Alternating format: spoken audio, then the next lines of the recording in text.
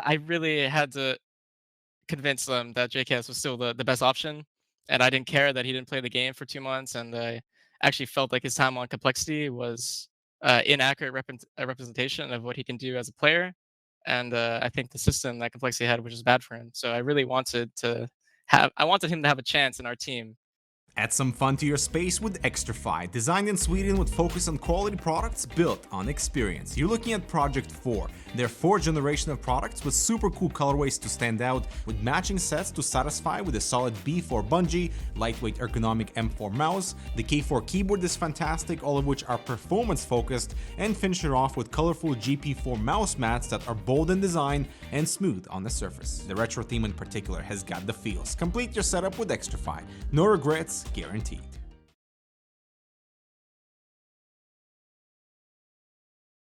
These bombs go to the teammates. I wanna see you fall fast. Win the round. Win the game. Parry Match, your esports teammate.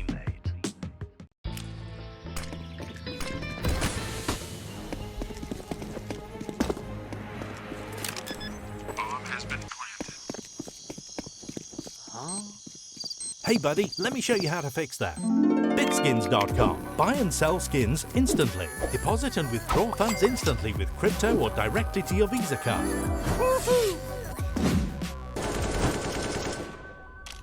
Bitskins.com, the best skin marketplace.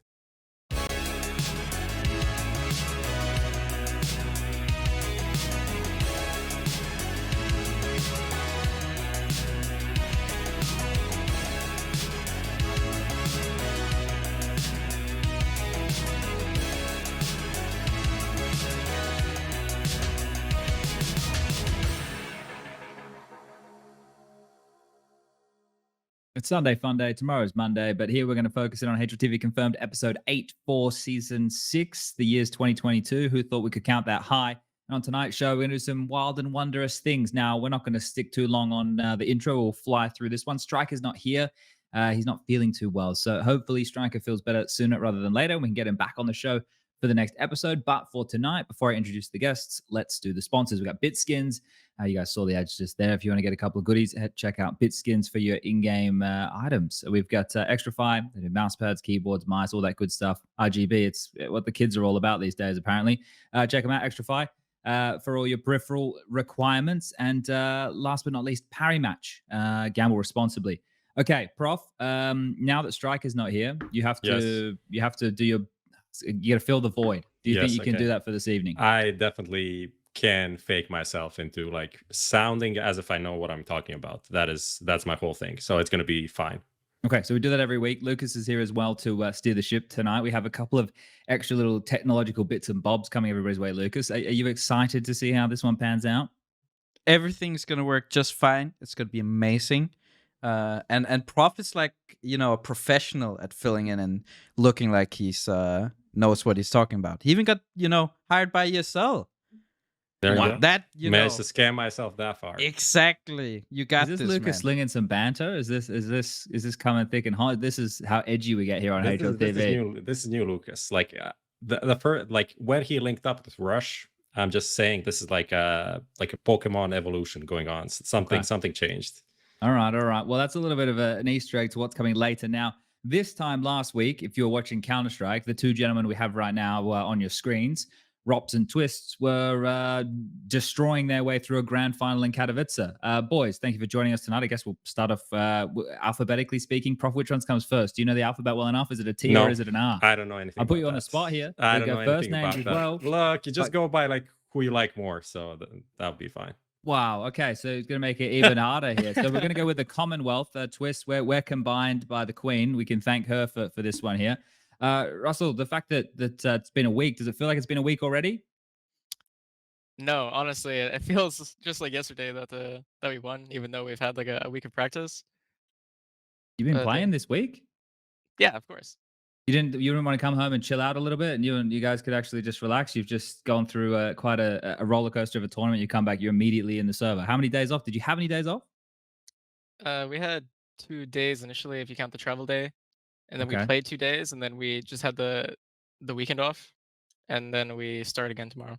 All right. Well, RobbaN, has it still been up until 5 o'clock in the morning playing retake servers, or have you guys actually reeled it back a little bit since Katowice? I've got more quiet on that myself. Yeah. I'm not sure. Maybe the other guys are still on the TeamSpeak when I leave practice. I haven't checked, Okay. but All right. All right. that's how it was in Katowice. Yeah. Yeah. Well, look, we'll get stuck into that. Let's roll the bumper for the hot seat, and we can kick off tonight's proceedings. Thank you, Lucas.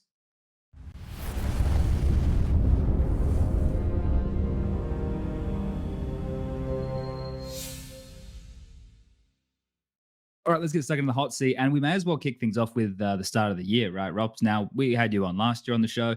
We're having a bit of a chat. It just felt like there was something in the water year long that ropz wasn't going to be with MOUZ come the end of, come the start of 2022, and that came to fruition. You found yourself on MOUZ spots, but you had a couple of decisions to make, mate. We were hearing rumors of G2. I'm sure Liquid and the likes reached out as well for your services, but you found your home at FaZe. So do you want to talk a bit about how that all came in the off season and whatnot? Of course. Well, the general picture was that I was always gonna have FaZe in the top of my priority list. I was more about what options I could like explore and what like the wilder options, like if they're ever gonna work out. And I looked into them a bit, but I mean, all the signs pointed towards FaZe, and the truth is, it's just like the most natural fit for me, and it's where I feel the best. In my opinion, in this team, and it was just like the most, just the most natural choice in the end. But yeah, there was G2. There was some talks with Liquid and Vitality. Those never really went that far. I think the second most team that I talked to was G2, but I guess everyone knows that the roles would be very difficult to sort out in that team to get it work between me, Nico, and Hunter. So yeah, just went with FaZe, which I always felt that is the right option, and I'm happy happy to Looking be good here. so far, right? Yeah, straight into a trophy, right? I think one of the things here, we can do the flip side of this Twistzz. Like, so you guys wanted ropz, I assume, come the end of the year, but was there ever a thought where you thought, oh shit, we might not get him? He might not actually be part of the team. Did that crop up in the conversation? Yeah, at least personally, I was a bit scared that it wasn't not going to be possible. Yeah. Yeah, obviously FaZe was doing the most that they can, and no matter how much they can buy out for it, at the end of the day, it was his decision what team he joined, and I'm very fortunate and happy that he chose us. But yeah, around IEM winter and stuff, I was a bit concerned whether or not we would be able to secure RobbaN, and honestly, it's sad thinking about not having him because it's really tough to have a player that's not him to replace Olof. You know, it's literally the perfect fit, and it would have been a disaster, I think, to not have him. But depending or not, you know, maybe JKS would have been a good option too. But ropz is literally the perfect fit for this team. Yeah, and look, I think that this is where I bounce back to you, ropz, for a second here, because you did have those other options, right? Those other opportunities. I'm sure they were just as lucrative, maybe if not more, in some of the cases, and you get to play with big players as well. But did you just come to this conclusion on your own that FaZe was going to be the better choice? Because to be honest, like when we were hearing the rumors, I know me and the boys we were chatting about it, and we're like, yeah, if ropz goes to G2, like it, you know, with being on the team with Nico, it kind of gets exciting, but it just like you said, it didn't make sense role wise. Was this like a choice that you could see plain as day, or was it something where you reached out for some people around to give you advice on what the best choice would be? Yeah, of course, this was a decision that I probably sat on for like 2 to 3 months. We started like serious talks probably after the major. So up until from the major to the end of the season, it was all about finding out my next team basically, and it was the toughest decision I've ever made so far in my career for sure. And I didn't really consult people, I guess, but I did ask for some opinions from like some players that I've played with like the longest time and the players I trust the most in my career. Like for example, Sunny, everyone knows I'm on good terms with Sunny, for example. So I got some advice from him, and I mean, yeah, not so much outside of that. But in the end, it was a very long decision, and like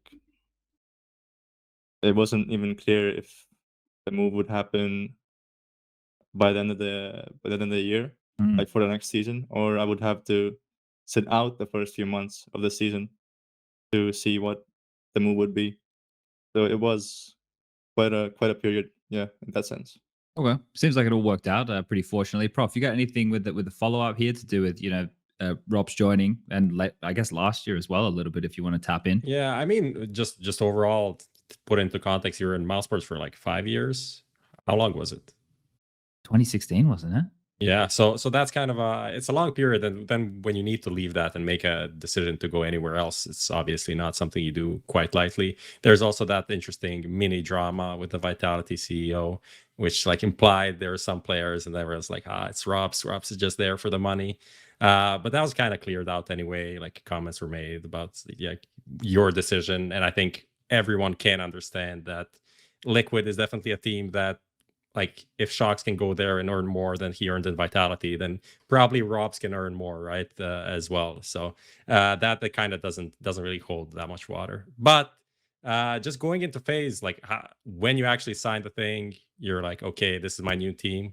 Do you want to say something? There's kind of a smile going on there. No, it's just the I chat. can't- It's yeah, the the chat. chat Going is really- wild.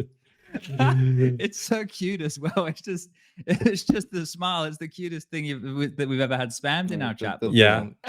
I have never seen anything like this, I have to say. Just tell me then about joining. Actually, you joined FaZe. You're back with karrigan with this beautiful gentleman over here. What's the vibe like? What's the first kind of impression, stuff like that? I think the first impression is that the team is pretty much similar to what we had in mouse sports with karrigan. Like the same pieces. I guess you could argue that there's even more firepower and more potential by the list of names that we have on paper. And I mean, for me myself, the roles are basically 1-to-1 with the ones I had in mouse. Yeah, replacing olof, we basically have the same position, maybe a bit different type of a player, but the position wise, everything's the same. The same. I think some of the other guys had some role changes, like for example, me and Russell here had the same role in Mirage, for example, on the CT side. So everyone was super nice to give me all the positions that I had in mouse, and so far it's been working out. So hope it goes that way. And yeah, everyone's been super nice and welcoming, and karrigan is still like the same old leader that I played in mouse sports. Like he's super vocal, he's super. It's just like he leads by example. You know, he's this type of a leader that's uh, and especially like in international teams really needs, because I think some of the times you don't really have like the culture and a group of people together that you can unite, but then yeah, the strong leader who always keeps the team together, and I think it's a really important piece to have. I actually wanted to ask about exactly that because I'll ping this one over to you, Twistzz, because the atmosphere in the team, even with the constant stand-in situation that you guys just had in Poland, everybody looked like they're having a good time. Everybody looks like when they're in FaZe, they're having a good time. What how much do you attest that to karrigan and his leadership, or is that just the whole team actually enjoys playing with each other? Strangely enough. Yeah, I mean, I think karrigan and RobbaN make or are a duo of just comedy and positivity, and I think it helps everyone else in the team feel that way. And yeah, I mean, obviously with the standing situation, there's nothing we can really do except try our best and try our best to have fun. And but I think we accomplished that pretty much every day and every evening. I think the only frustration we had during the event was probably this OT loss on Mirage against Navi, where we most likely had that game. We should close it out. But that was it. Everything else was pretty much fun all the way through, and that's the goal of our team is to keep the vibes good, and we know what happens if the vibes aren't good. Do you think it's gonna be harder now to maintain that you have won, or should it be easier now? Because, well, actually, you had all the stand-in situation as well, so you could always play that off mentally, right? That, oh yeah, we have a problem, and we can focus less on how much that's going to impact the team. But now that you've been able to achieve what you achieved with the stand-in of Justin, what kind of taste does that leave in your mouth, right? Because it must feel good to win, but you did it with the standards, like, oh shit, like now once we have Rain back, we're going to be even 10 times better than we just were at this event. Like, what kind of feeling is left in the camp after a win like that? It's a great victory, of course, but it's not with the full team, and I think that leaves a little bit out of it that Rain couldn't be there. But for the rest of the team to finally win an event after, I mean, for me it was 3 years since I won my last LAN event. RobbaN was more recent, but in the same year. But yeah, it was great. But I think our vibes have been good ever since RobbaN joined. Like our blast stage went well, and we understand that we may have some dumb losses in the following months because honestly, not having the full lineup throughout the entire tournament is kind of like you miss practice. Yeah, It's true. not the same. And yeah, I think we understand, and our expectations are pretty sound. And we just have to keep working and hopefully have a good week at Pro League. I Yeah, mean, see, we yeah, all know sorry, go for it, Robs. there's gonna be some tough matches in the future. Like we're gonna lose. Like that's inevitable, right? And we all know that we need to learn from those matches. Like we're not gonna win like we do now. Like I have 100% win rate in FaZe, which is fucking insane. But yeah, we're gonna lose in some important matches in the upcoming months, and it's key that we keep believing and we keep building the structure that we have. And I think if we just continue playing and practicing the way we have, I think there's just no limit for this team.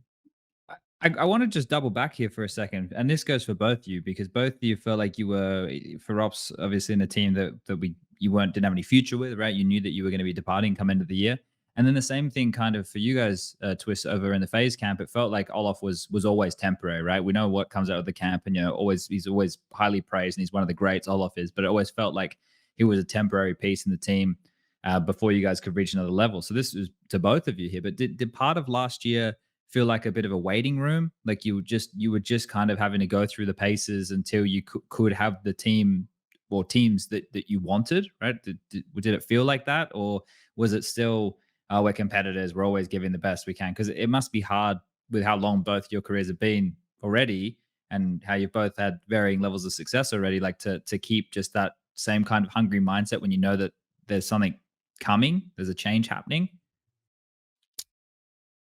Uh, I guess the last months of 2021 were kind of like that. At least in my mind, I think Olaf was trying his best and doing everything he could for us. But I knew that in order to be a contender for the next year, we had to make a change, and I felt that way around Blast Copenhagen, and that's when I started asking questions to our coach and Defin about what lies in the future of the team. If we're changing or what. And yeah, it was kind of just try your best, remain as relevant as you can, and try to take as many names as you can, and try to hold on to the ranking until we can get Robin. What about you, Ropz? What is Matt like? Because people, especially the latter half of like last year, is when people started getting a bit like, I don't say down on you, but like compared to your status in the community, let's say 2020, 2019, it was like, he's not doing that much. He's just baiting around, did kind of playing in MOUZ kill your how do I say it, motivation to a degree? I guess yes and no. I mean, one thing is that I knew I'm not gonna continue with MOUZ. I think we had these conversations, yeah, like in after the major or even before that. I was straight up telling MOUZ that okay, I'm not gonna re-sign my contract. I will depart after this runs out. And I mean, I've had this feeling ever since kind of the lineup was put together because it had those vibes that it wasn't really the right spot because I was basically the veteran player there in terms of big LAN experience and big stage experience, and it just didn't feel right in that moment. But obviously, I'm still a professional. I'm not gonna don't give a fuck about it. I'm still gonna do my best and perform to my highest level, and that's what I did, obviously. And as time moved forward, I actually got more motivation because there was another chapter waiting for me, and just uncharted waters that I haven't explored, and playing another team I've never done before. So it got me really motivated in the end, actually. Okay, Uh, that's pretty cool. Yeah, I wanted to ask, like, we kind of moved over this, brushed over this earlier, but the kind of the role changes and swaps and Twistzz kind of adapting to you coming into the team. There's something that was talked about during Katowice and I think even during Blast. But can you, like, Twistzz, from your perspective, can you give me a bit more how it's working out for you right now? And like to some degree, from what I gauged before, is like you're enjoying being in a not that star role in FaZe. So did I like misinterpret what you said, or how's it going? I guess I mean I think the star role is shared amongst 3 players. That'd be Brokey, RobbaN, and myself. And I mean, as for the role changes or position changes, uh, as always, I'll do anything to welcome the new player, and especially knowing how good RobbaN is. I would happily move positions for him because I also like trying new things in game, and I think it just adds to my resume of positions that I can play to a high level. And yeah, I mean, I think this team now, any one of us can pop off and win the game for us. And now it's like how it was before. I feel like me and Brokey had to have a really good game. Like if didn't have a good game like last year, it was going to be kind of tough for us. And I think Finn kind of relied on our consistency. But now it's like, as long as Brokey, RobbaN, and myself have 20 frags, it's okay. As long as we're cleaning up, I think we can get through. And I think Rain is even getting into good form again. So yeah, I mean, I'm happy with my spot on the team right now, and if any changes need to be made in the future, position wise, then I'm okay with that. It kind of feels like now you're just spreading out that load a little bit more, right? Based on what you just said, the consistency of you guys to drop 30 every game isn't there anymore. It's like, yeah, you can get past with the 20 each. Because that's the thing with you boys when you watch, when karrigan's having a great game and he's getting away with all the space taking in the entries, like you guys are always going to like win a match like that because the follow through is crazy. But when it's not, you boys are still there. So you have like a nice little safety net of things. Now, I want to move into what happened over in Katowice now, but I want to give the viewer at home, maybe we have some uninitiated here, Prof. Can you give it from that perspective of how the events unfolded from a pundit's standpoint, and then we From can FaZe's, get from FaZe's standpoint, or just in general? more in general, like we because obviously we all know the COVID stuff and all the things that happened, like all the along the way, into to paint it into a nice story. Overall, and then what it's we can like do is we first- can get ropz and Twistzz to come back in and fill in the Yeah, gaps. first big LAN event of the year. That's number one. It's one of the events that it's not a major, but it's almost on that level every year since it's been there happening since 2013, 2014 in CSGO. All of the big teams come there. It's one of the events that you want to win. Good crowd always, right? So that's where we go into it. There's the play-in stage and the main stage and the group stage. I even adapted the ESL terminology. You see how it's amazing. Actually, I didn't. It's the group stage, not the main stage. Everything's the main stage. But yeah, so we start with that, and the FaZe is going in, and we find out like 5 days before that they're missing ropz because he got COVID and he's in a boot camp location. Then we pick up like a couple more teams having similar stuff going on. Some teams don't even make it because of COVID regulations. So it's kind of messy, right? It's not as clean and sexy of a big tournament as you'd want it to be, but still, when the tournament kicks off, things are going in the right direction. Like JKS is standing in first map, bit shaky, bit good, and then things start rolling for them. Most of the favorites go into the groups. Most of the favorites go into the playoffs as well. We have one of the most stacked playoff brackets, I'd say, of all time. But then the results don't really match that. And all of the games are super one-sided except the grand final, where FaZe end up winning in like super close fashion over G2, right? And then between the groups and the playoffs, there's obviously like a grand scale war going on like 600 kilometers from Katowice, which also puts kind of a damper on everything and affects a lot of the players that are there in the playoffs, which is something that we can't really just brush over. But yeah, the results are the results, and in the end, it's a really good grand final and a memorable grand final, best of 5, and FaZe win. That's the story with JKS as a stand-in throughout the whole thing, because after ropz comes back, Rain goes out. That's a great story right there. So that's the fairy tale kind of movie script situation for FaZe here. But let's unpack this a little bit more, Rob. So for you guys, you were boot camping before Katowice, correct? Yeah, we flew in a week early to Warsaw to Kingwin to get in week-long bootcamp for Katowice to be ready. And then on day 2, I did a positive test and I had symptoms as well, so I was for sure that I had COVID and I had to quarantine. Okay. So that happens, Twistzz. You hear the news, ropz has COVID, and you're 4 days out from the start of the play-in stage. Immediately, what are you thinking? My first thought was like, nice fucking boot camp, boys. We've done really good with this one. Yeah, it was a very tricky situation. Honestly, we didn't know where to go from there. We didn't know if we'll be. Our goal was to play the event. They even make it to the event. That was our first goal, because we were getting worried that if someone else has positive, it might be GG for us. But pretty much when RobbaN had the positive COVID test, we immediately started reaching out the stand-ins.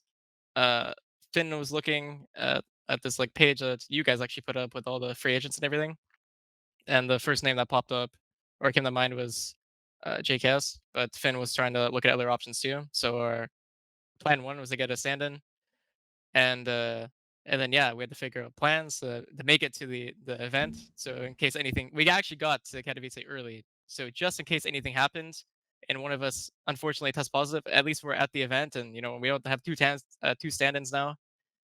But yeah, it was crazy. I don't know. Our positivity has probably saved us from from being depressed.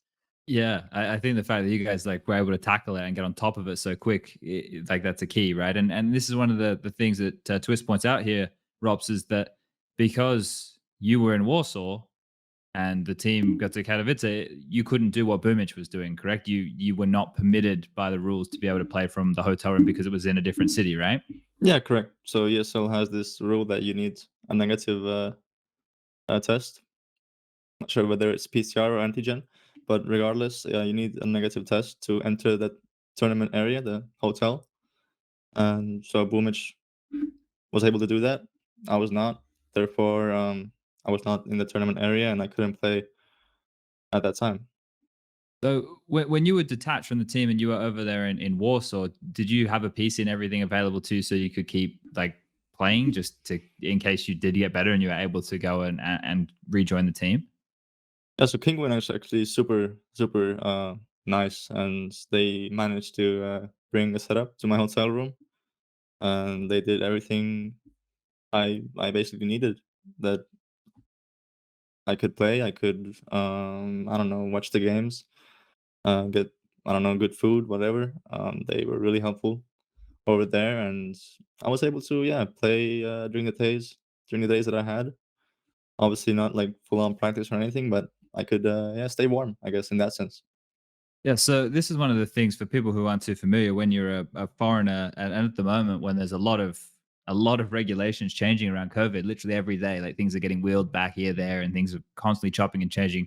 Maybe some of our viewers don't get to do as much traveling as we do at the moment, but it's a bit of a nightmare out there. Good for them. Yeah, and that's one of the things that you start to look up. Okay, so if you test positive here, what does it mean? When do you get released? And then you have to deal with what ESL's protocols and everything are. So basically, it was a bit of a fucking mess. That whole period, I think, is probably the best way of putting it. But look, we ended up getting you back. But before that, that's when JKS had to stand in. So Twistzz, you're able to get him on the phone. You're able to get him back. You hear that he hasn't played Counter-Strike for 2 months because he hasn't had access to a PC and all this nonsense. Are you at that point going, fuck, like he's a good player, but after 2 months, what's he going to be able to contribute?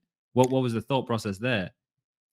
I really had to convince RobbaN and Finn that he was still the best fit for the team because they wanted to take one of the Danish players that was still playing the game like Bubsky or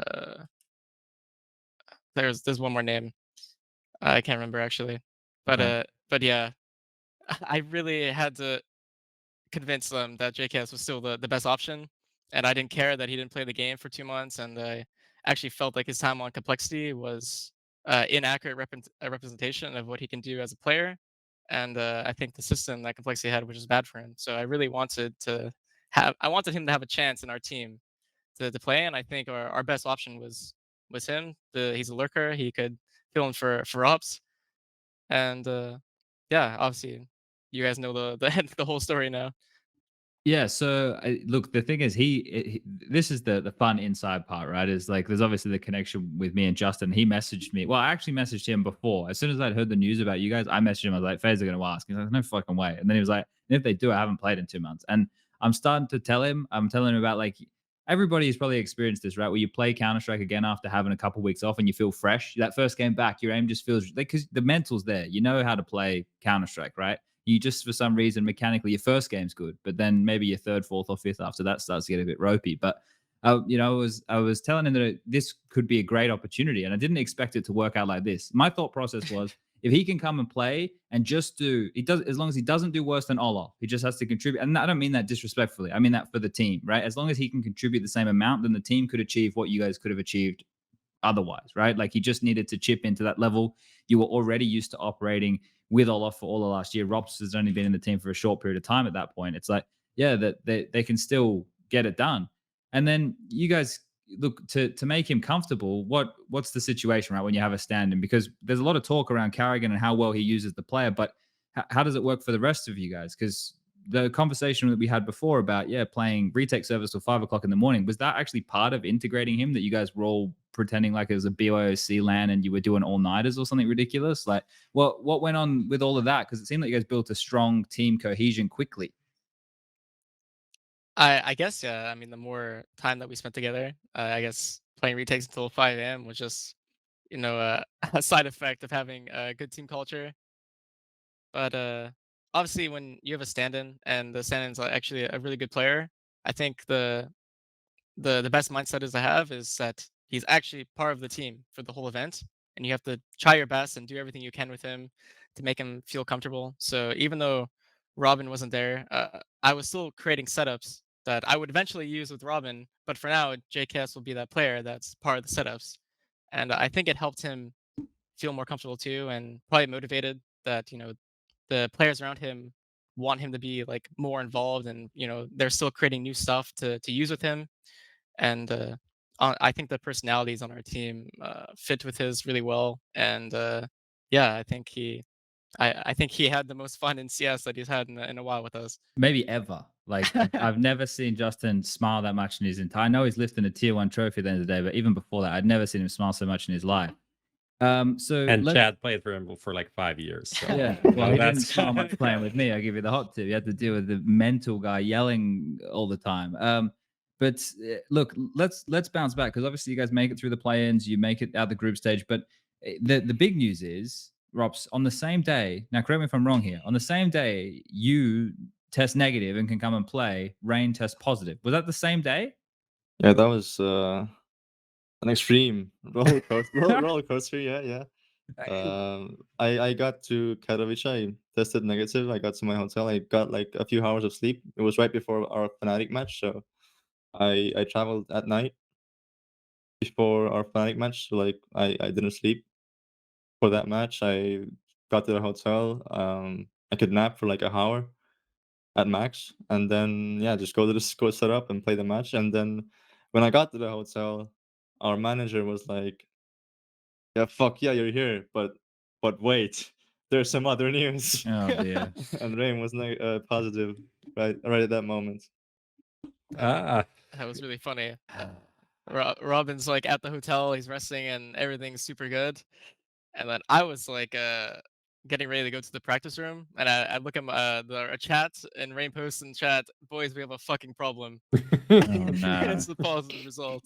Oh I was no. like, oh my god. Well, the classic good news, bad news problem. Let's go. But Yeah. This is where you found yourself in the situation, right? Where, okay, so at least Rain could play the next couple of games from the hotel, right? So that was okay. But Brokey missed out on that match as well. We'd never found out why Brokey wasn't there with the team, but there's only 3 of you, and you could see you guys doing a huddle and pretending that the other teammates were with you, right? So you made fun of the situation. But then did this not become a bigger concern? Because Twistzz, before you were talking about, yeah, JKS made sense for the roles that were available from ropz, but now we've just gone from roles that were available for ropz to entry fragging. Did it like dampen the mood, or did it go, okay, well, we've already done it, let's just fucking do it again? Because it's a big change to go from doing the lurky boy plays to being the entry fragger, right?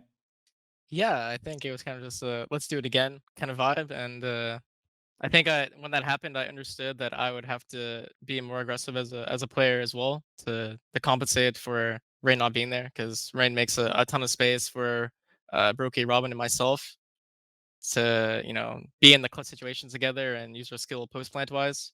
But yeah, I mean, I think Justin did the most that he could. I sat next to him in the practice room, and seriously, he was watching like 10 demos like a night, constantly like in the server, like getting used to the positions that Rain plays on TT side. And he was even spectating our scrims that we were still playing with Rain.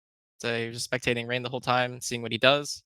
So yeah, I think as a team we did the most that we could, and I think for him himself, he did more than he could. I think he put 100%, more than 100% effort into the game and making sure that he can fill the void that Rain is leaving. Cool. I- All right. I think Sorry.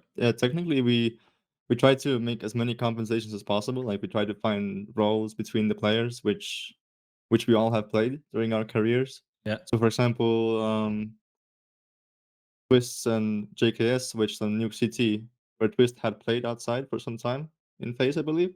Yeah. And then JKS, I think, had played A side on Nuke. Yeah. So we tried to find the roles that we all had played during our career, but there were some maps which it didn't work out. Notably in the grand final, I think the last 2 maps actually, which were Ancient and Overpass.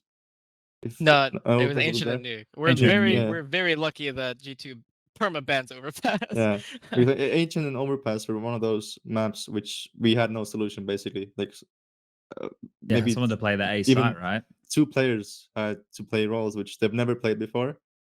So we were really fortunate that we didn't go to those maps. But still, so much fucking credit to JKS. I mean, he was doing every role possible basically. It's one of those things where you look back at the story, and it obviously, for all the reasons that happened there within the event, it's a memorable win, right? You get through the adversity with the stand-in situation, obviously ropz for you having COVID, then the rain. Like there's so many things here to remember about this. And then, as you mentioned earlier, Twistzz, you guys lifting your first trophy in 3 years, right? So it probably validates both of your moves here quite early. Now, Prof, do you want to hone in anything else about Katowice on the wins, or should we save that? I think just like a shout out to JKS. I know you're gonna support this one. Yeah, I mean, I'm gonna stop now. It's too popular. I need the to playoff against it. The playoff entry fragger JKS, like that's some good shit. Like right. I mean, that shouldn't go that well. Just like the stats were insane. I'm just opening it now because we did like a storyline and numbers thing. Like 25.7 attempt rate. So that's like fairly high, not like Yakindar and equal level, but like that's a lot of entry duels, and then winning like 57%. That's super good for a rifler to win that much. It's just really cool. I don't know if you saw it, but I changed your nickname down there. It says now Objective JKS fan. That's it. No more delusional. It's like the same person, but the nickname is different. Like That guy's banned for 10 years, apparently. Yeah, I don't know why. I need to Don't know what he did. maybe we can look into that. Investigate. Probably nothing super bad. Jonathan E can be, he can be mean sometimes. He's just no limits with him. It just There's goes no on. bullshit around Jonathan E's forums. You know what I mean? Okay. So that's kind of that. I don't know if we want to touch on the grand final a bit or anything. I think because it was a really interesting game, and overall, just like G2's run was very interesting. Seeing that m0NESY was apparently like the best player on the stage or whatever. Apparently, yeah. Apparently, he plays better on stage than in normal studio environments. This could be a fun question for them. Did you guys do anything specifically to target Nico? Because when he starts like panic buying AWPs on the CT side, you got to think something's going on. Were you guys surprised that you negated so much of his impact? I think not specifically, but for example, on Mirage, we had a really good CT start, and I remember so it was me and JKS sometimes pushing A, where Nico lurks as T, and we won a lot of entries against him. I think he was just having a rough game, and I mean, he showed in the group stage how fucking capable of a player he is.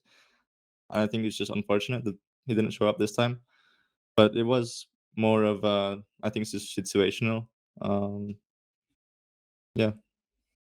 I think Justin was just bullying him in Palace every time he pushed. Seriously. Yeah, I don't know. It's just sometimes the game just goes out like that, you know, where everything you do is just not working. And I think every top tier player has experienced that at some point in their career, you know, and people always like bash them for it. Every time Simple has like a bad map out of like 90, he gets hate for it. So I think it just happens, and it just happened to be in that moment in the final. I think the energy and the confidence which we had at that time was just I don't know, it was like on another dimension, because we had come 2-0 in this quarter and semi, and then in the grand final, like we gave no fucks. We just went with huge balls in the match and just showed who we are. Yeah, sorry. I was gonna say, I think Hunter actually deserves probably the most of the praise. I think he was like by far their most stable player in playoffs, and he doesn't have like the best roles like in the team either. So yeah, I mean, I think he was the only reason that Mirage went for so long. Hunter was just getting 3Ks like in every important area on every round, pretty much. Did you guys think that game was ever going to end? Like, it just felt like it was going to keep giving. It didn't seem like it was going to stop that match. Yeah, it was really funny. I mean, the overtime break at 27-27, I think half of the server went for a toilet break. And that was the notorious break which won us the game. But, Brokey's comment, right? Exactly. I think from our team, I was the lone one sitting on the stage, and everyone else left because they all had to get it done as soon as possible. But then I don't know, something happened during that break that I don't know, gave some new ideas and somehow managed us to win the game. Bro, Brokey was a different person after coming back from the bathroom. I watched the match back, and he was sitting like chair or Delpan like in mid, holding short at 135 in the round while we're out A. And I was like, damn, that's the most aggressive op lurk I've like ever seen. Seriously. But yeah, I don't know. We had some time to think about new ideas. What was going on with Brokey this event? Like the way he played some of these like mid rounds, late rounds was like no fucks given. I guess this kind of just goes along the storyline that you're presenting right here, but there's like no respect at all from this guy. It felt like he was playing against, I don't know, matchmaking, like the retake server plays. Like, is it actually just the retake server? Like he's pushing into A on Inferno retaking on his own. Like karrigan's on B, maybe somewhere in Arch. He's like, yeah, I'm in pit right now, so fuck you guys. I think Brokey just, I don't know, I think he played like a man possessed, and yeah, I think, I don't know, retake servers really must have worked for him, because he seriously didn't care. It was like, it could have been like 4v4, and I think he would have went for the retake alone and probably won the round for us anyway. I mean, we even saw it against Heroic as 3v4, and he decided to just retake the site alone. But yeah, I don't know.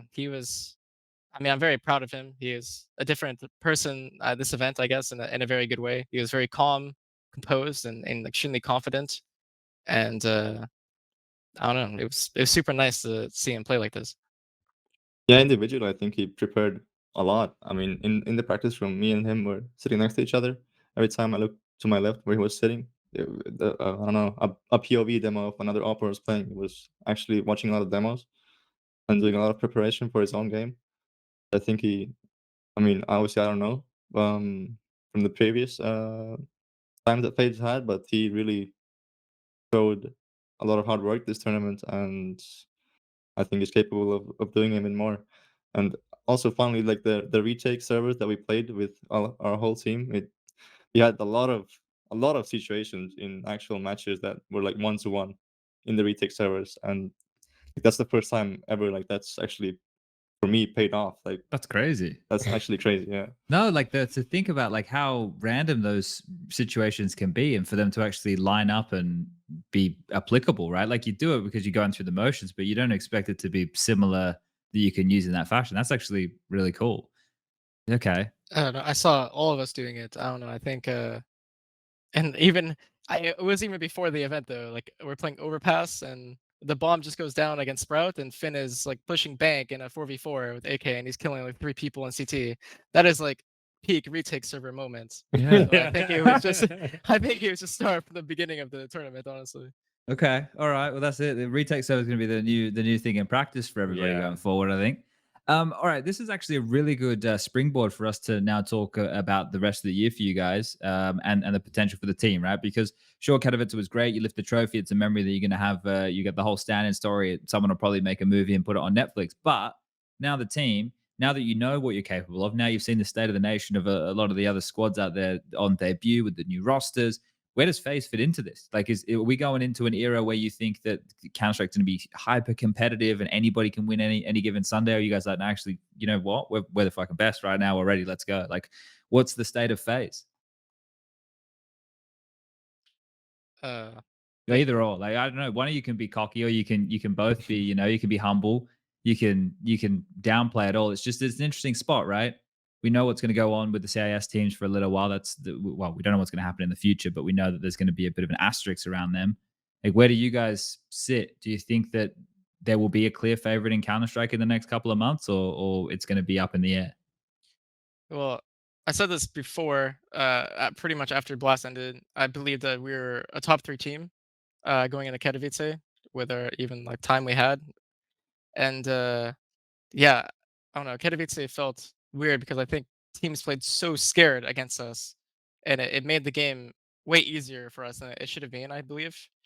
But I think in the future that's going to change, and I mean I think this year was shaping up to be the most competitive year of CS ever, and then the fucking war happened. So I think we have to make the best out of it, and I hope the CIS teams, you know, are still competitive and they put time. And the Gambit's still practicing, so I know that they're trying hard right now. But yeah, I mean, obviously we have to stay humble and continue working. Gambit feel like that team, even if they don't go to events for a year, they'd still be practicing. That's kind of how I see them. It's like, what else can we do? Let's just do 8 scrims today, and like maybe in 2 years we'll play an event. That's kind of like nothing. It's like, okay, we need to do some drills on this A execute. It's kind of not that great. But yeah, really rough situation. We'll see. That's kind of the future, the EPL and everything, how that's going to go down. We'll see. I don't think Gambit said anything. We haven't heard anything yet. No. Virtus Pro did, but yeah, doesn't mean that the players will actually get there. That's a whole different can of worms. All the flights in that part of the world, are fucked at the moment. I know someone from Latvia who just traveled to Katowice, and they had to take 3 flights. So it's like at the moment, it's just a bit of a mess. All right, let's do this. Let's jump into Skinionaire, and then we got something a bit special for tonight, and then we're going to keep talking Counter-Strike anyway, boys. Are we ready for this, Lucas? I'm just gonna find the. I'm just gonna. What? What's up? Can you? What? This is so unserious and not professional. They definitely can't hear us now. What are you talking about? Like this. What are you guys doing? Can't hear us. We have to be professional. We have no. I just want to find you the link. Back. This is talkback. This is ASMR. But everybody already knows what's coming. Bitskins is getting spammed in chat. We're gonna do Skinionaire. Is it special edition tonight, or are they just like tandem? It's like, yeah, they're playing together. They're a team. It's FaZe related for 4 questions, okay. And then the 5th one, I couldn't figure out another FaZe question, so it's just like a random recent news question. So that's it. Okay, well, Summarize this one for everybody playing at home in chat right now. If you're a live viewer, type Bitskins, no exclamation point, necessary to enter the draw. ropz and Twistzz are going to be battling through some of the best Counter-Strike questions that Prof could muster in the hour before the show today about FaZe.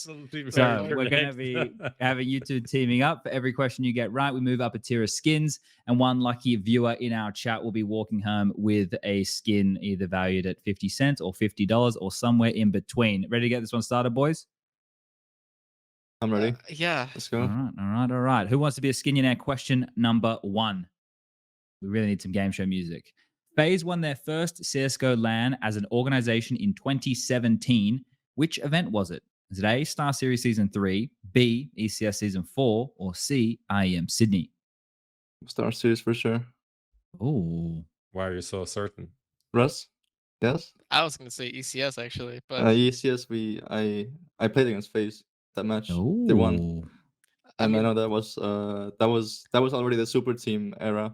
And I think I'm pretty sure they won tournaments before. Oh yeah. Yeah, for with me, Hiroshima, it was Star Series. Okay. This is some confident stuff. Twistzz, you backing him in? Am I locking this in? I mean, for me, I lost to them the whole year, so yeah, I don't know which one it was, but RobbaN's probably right. All right, locking in A, Star Series Season 3, and the correct answer is A. All right, confidence is paying off here. Let's get into question number 2. What was the last map of the IEM Katowice 2018 Grand Final? Was it A, Inferno, B, Mirage, or C, Train? I think it's Train. I mean, I it love was the one of the confidence. maps was the Pleasure Train. I'm not sure if it was the last map. Was it the last, Russ? Ooh. I think it was. That was the deciding factor, and then Flusha just, I don't know, Did had life Flusha game. things. Yeah. I mean, I I don't hope know. it's- I don't know if it's a live game. He had a lot of live games like that. But Yeah, I that I was still one of don't them know for if he sure. cheated or not. Oh, so. jeez. Here we All go. right. What are we Clip that. thinking? That's gonna get 100K views on some random YouTube Mate, channel. me saying that Flamey shouldn't have quit a game earlier apparently ended up being front page Reddit. You can't say anything these You days. can't do anything. You can't put stickers on guns anymore. Okay, now, yeah, that too. All right, boys, am I locking in Train before we run out of time here? I guess. 11 seconds. Yes, for me. I'm locking it in. Locking in Train. And I know this one is correct. This one is 100% correct. I'm loving the knowledge that we got coming out here. You guys are very confident. All right. Question number 3. Before joining forces, our guests last faced off in EPL Season 14, where FaZe took a 2-1 win over MOUZ.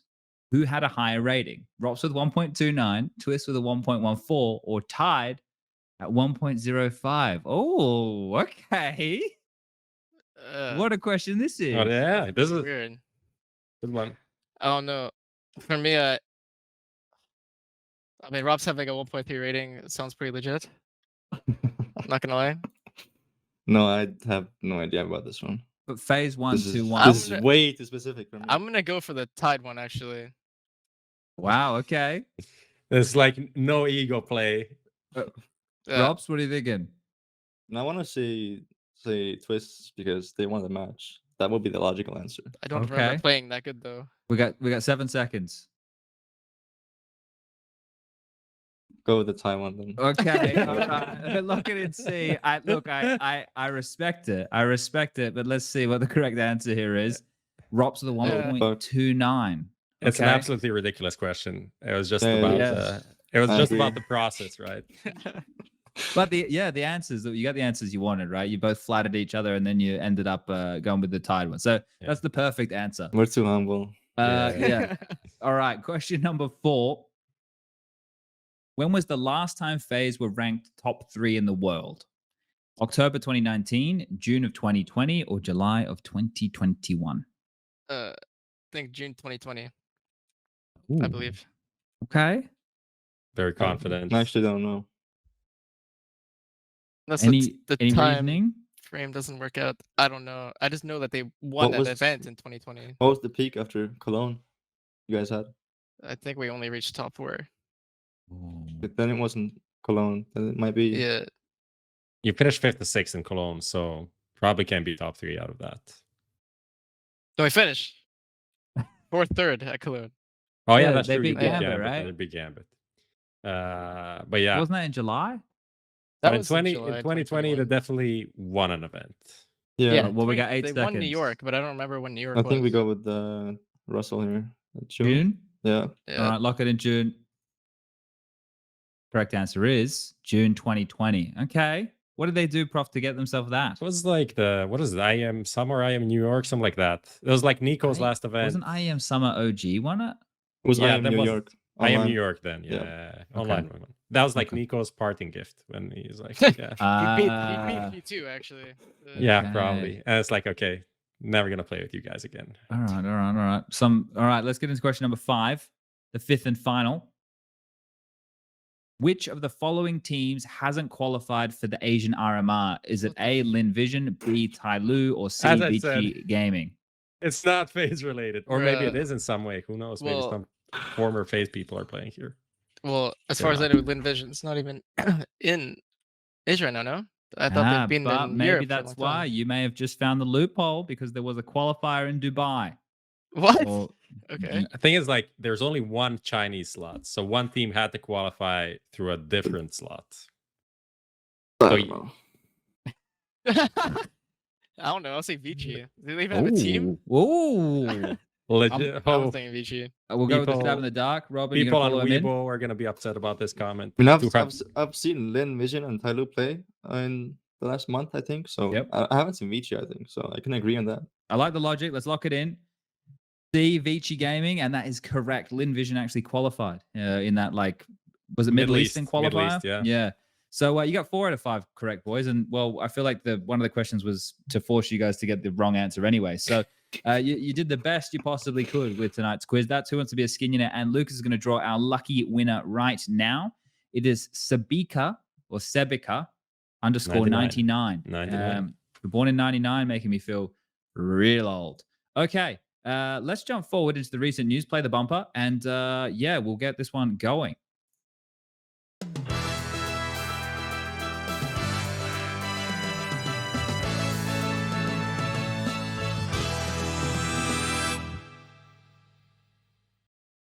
All right, we're back. I'm going to be jumping into the recent news any second, but we also have somebody standing by who's been very quiet On the this entire sidelines. time. He's just been sitting here listening into the TeamSpeak conversation. Mr. Rushley Ranger, are you with us? See the thing like lighting up, couldn't but hear him. nothing's Is he- coming We out. can't Is hear him. Ayo, what up? What up? There Sorry we about go. Ayo, what up? Sorry hey. about that. Yeah, okay, Yeah. Rush. We've brought you in for a very special reason here this evening. Do you want to Yes, sir. explain yourself? Yeah, I'm just gonna sit on the server and just press some buttons. I think, right? I think that's what I was signed up for. Yeah, so basically, I've got Rush in here. I've blackmailed him, boys, and we're going to get him to. We're going to pick a game that's currently on for the RMR qualifiers. He's going to jump in the Go TV. We're going to have a feed going for all the viewers. You guys will have ropz and Twistzz will have a YouTube feed to watch as we're going. But we're just going to talk Counter-Strike. So if anything exciting happens on the screen, Rush will probably be like, "Oh my god, it's an ace." And then we can look. But otherwise, we're just going to be talking CS with CS on in front of us. So let's pick a game. Just before anyone get mad, Rush Yeah. is going to be talking just like me, no camera. But it's not because I didn't want Rush on a camera. Rush doesn't actually have a webcam plugged in. We can't Okay. even put him on. Yeah. Well, that's an Perfect. excuse, I say. There may be one in a box somewhere, but I keep that thing very hidden away. Well, If you have a webcam, it means you have to have a shower every day. If you use it, I just don't see the here we point, go. you know? You have This to is what clean I your put up room. with every day, Do you guys. really have to shower every day, though? Well, I feel like people can tell, you know? I don't know. Hmm. Do it, but I mean, it's not really environment friendly to shower every day. It's true. There And are, like- dude, I hate being wet. I hate drying off, dude. It's the worst thing ever. So Yeah. Okay, Rush, I'll put an IP in the chat. Do you just want to start there and we'll see what games come our way? Because the We're Fnatic going one, for the Fnatic Fate, right? if the 15, Fnatic 40? Fate goes OT, then we'll jump in there. If not, we won't. Now, Twistzz and ropz, you guys are in the server with Rush quite frequently. I don't know if you know this, but when you're in the server with him, he has a little technique. He will run up to you and he'll jiggle peek corners. Rush, do you want to talk him through your methodology here, how you're helping them warm up? yeah, basically, I feel like it's kind of BM if I start shooting players. Like the worst thing I can think is affecting the game by me being in the warm up. And if I just like dome ropz or something like that, you know, I don't think it actually affect his mental, but I think it would be bad. So all I do, I just shoot around them to give them like a sense of threat, and I like jiggle peek corners just so they like can get some warm up, you know. How do you guys feel about that? Do you appreciate your observers helping you warm up? That's 200 IQ. I like that. I think it's respectful. That's how I see it. Do you guys ever play any like silly buggers pre-game with Rush in the server? I know that some players like to do little jumps with him. They do.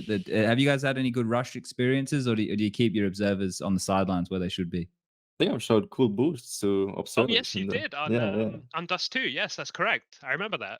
Yeah, we do funk around here and then in the warm-ups before the match starts. Yeah, we do. It's good fun. I enjoy that stuff. It's chill.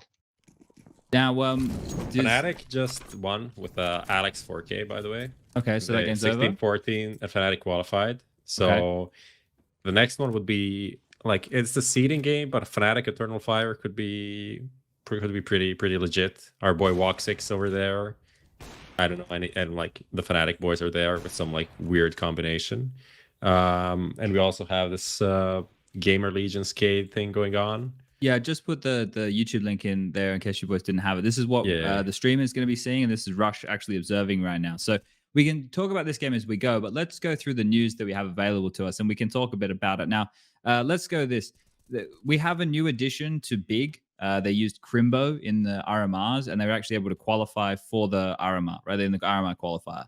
And Keto got sidelined. Prof, was there ever an official reason given why Keto wasn't playing, or did they just say we're just using they didn't Krimbo? even say that it's like it's permanent or not permanent or whatever. It's just like, oh, Keto he's not gonna be here. So that's it. It's like Striker, he's not gonna be here today, and maybe he comes back, maybe not. I don't really know.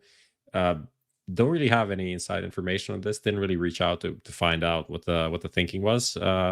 Seems like kind of a trial almost to see how good the kid is. Can he fit in? Can he, be that new fifth or whatever Big are currently needing, which is maybe what we can talk about. But they made it through in the end, and he was kind of decent in a couple of the games in the qualifiers, but I don't know, nothing that I can really take some like massive takeaways from. I think he was also like in-game leading the academy team. So that's kind of a fun fact to know. That's curious. And he's been around. He seemed like by far the best player in that team, probably too good to be on a big academy team.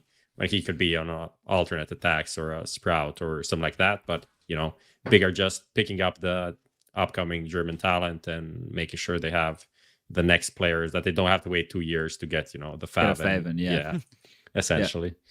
I want to ask, how do you guys see Big? Because for Prof and myself, right, a striker, I would say as well, it's a team that feels like it maybe should be having more consistent results than they do. How do you guys view Big as a team? Are they like real strat heavy? Do you what can you see problems with this team? Personally, I don't, but I always felt like they were like the gatekeepers to like the top 10 like scene, kind of, Like if you want to get into the top 10, you're probably gonna have to go through Big at some point at some event. But yeah, I don't know. I know Searson's a great player, and Tapson's a good fragging IGL, and he seems like he's super passionate about his team and the org and everything. So I don't know. I can't find any reasons, and I think it's pretty weird to run a stand-in through such a major event, literally. Like it's the hardcore trial, so I don't think it's permanent. Yeah, they can bring Keto back, right? Because you can sign up 6 players and you can replace one before the actual event starts, which is seemingly what the Astralis are doing as well. Because if they didn't have Lucky signed up as their 5th, they would lose the 3-man core, so they have to requalify, and they haven't been playing any of the qualifiers. So essentially, they're just going to sign up Lucky and replace him with Far, like most likely, right? So that's kind of the vibe there. I don't know. What do you think, RobbaN, about Big? Are they legit? Are they a top 5 team, as Maui Snake is preaching for the last 3 months? I guess I agree with Russ mostly. They were.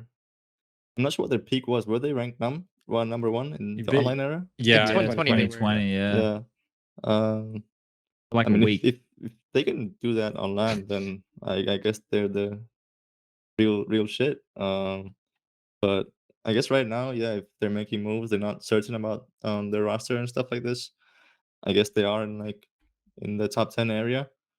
But as a team, I think they are extremely technical individuals. Like you always see some kind of innovation in some strats or in some moves from the players, and you always see like how far you can push the mechanical aspect of CS from them. So I think as players, they are very capable. It's just whether they get the right mix of players, and I guess they are limited to German players right now.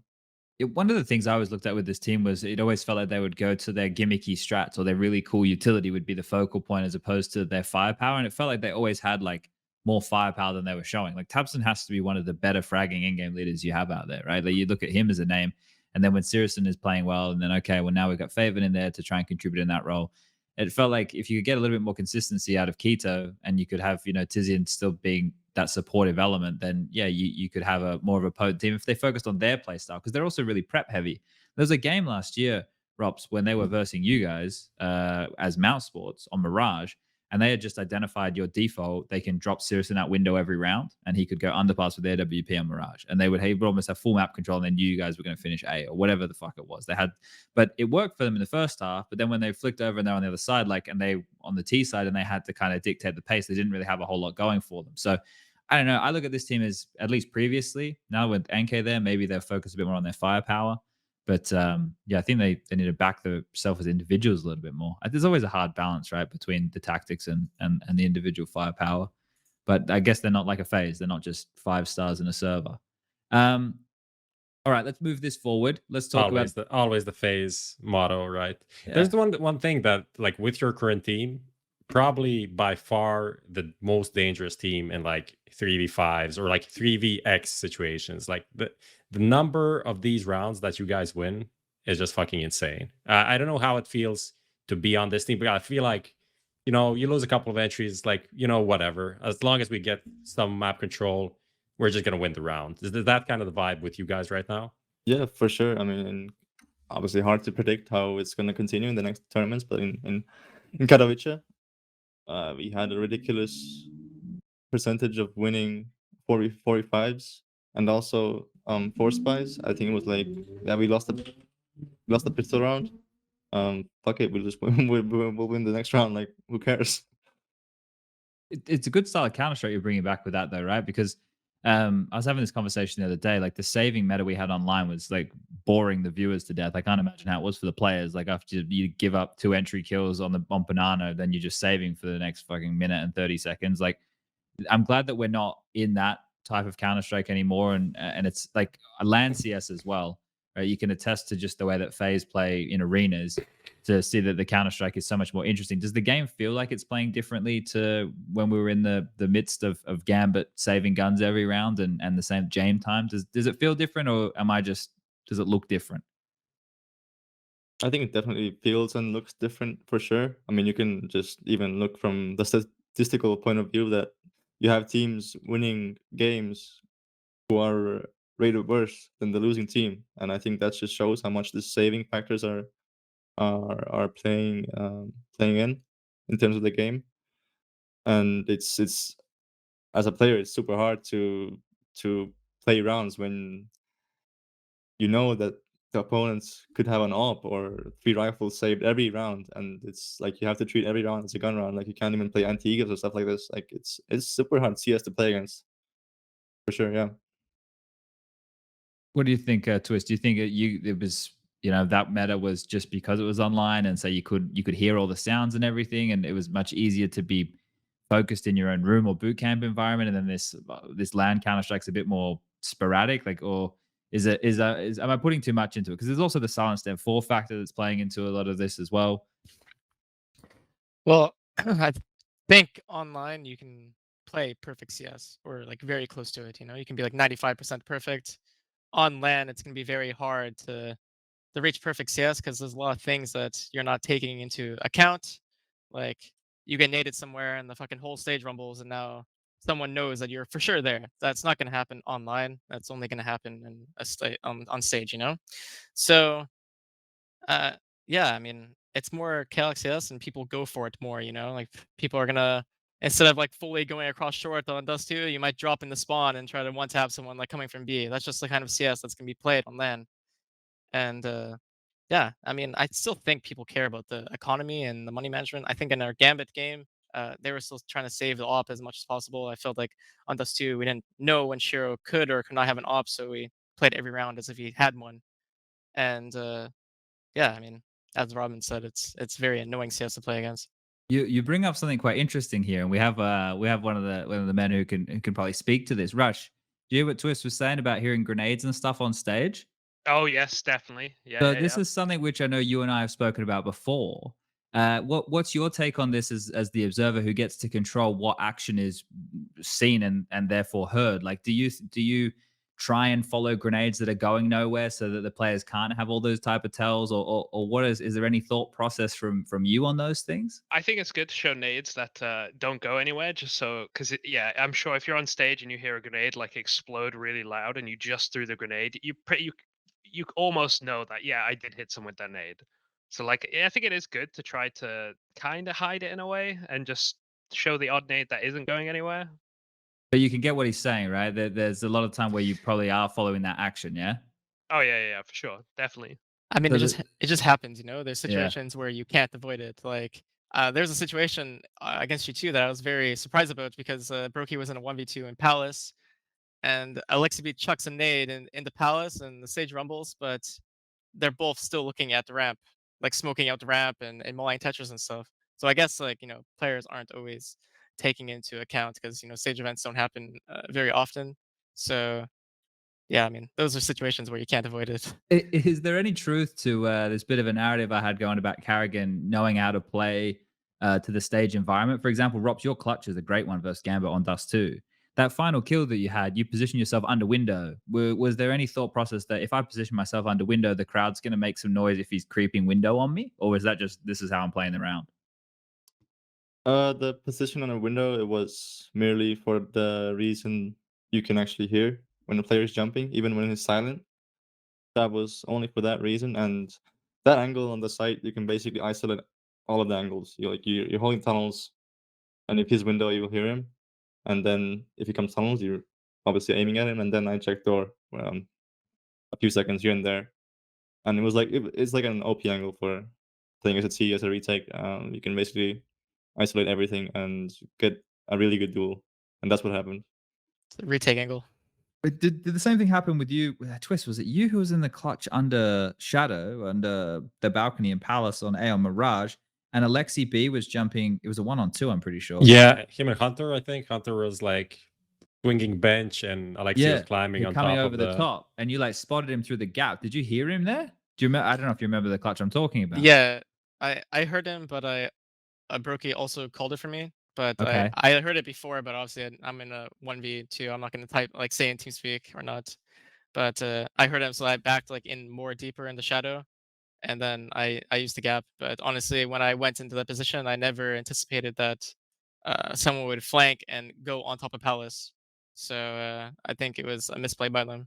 Yeah, it was interesting routing, right? It's like you cannot. Yeah, it was a curious one, but there was a lot of rounds like that. And Mirage never seemed like it was going to fucking end. Okay, let's just cover up this ENCE news. So they've re-signed. It was Spinks, Diha, and Snappy, right? Yep. Okay, so having that core of ENCE re-signed, look, I think that this team plays some exciting CS. They play some aggressive Counter-Strike, and across the board, they actually have pretty good firepower, right? Like these are all little pocket rockets of players that can all pop off and have big games, but they also have a good consistent level. I would say the only player in this team who I would want more consistency from would be Hades on the AWP, but then he also has one of the more type of flux positions, right? So, well, Prof, what's the pundit prognosis of the situation? Good news?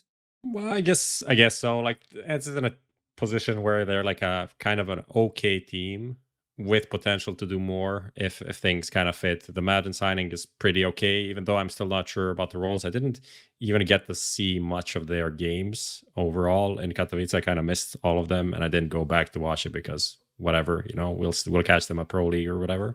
But yeah, they have an EPL slot, which really helps, and they just have like a solid team. So I think it's good. I think Snappy is he proved to be a good in-game leader with not the best pieces overall. Like he always delivers something.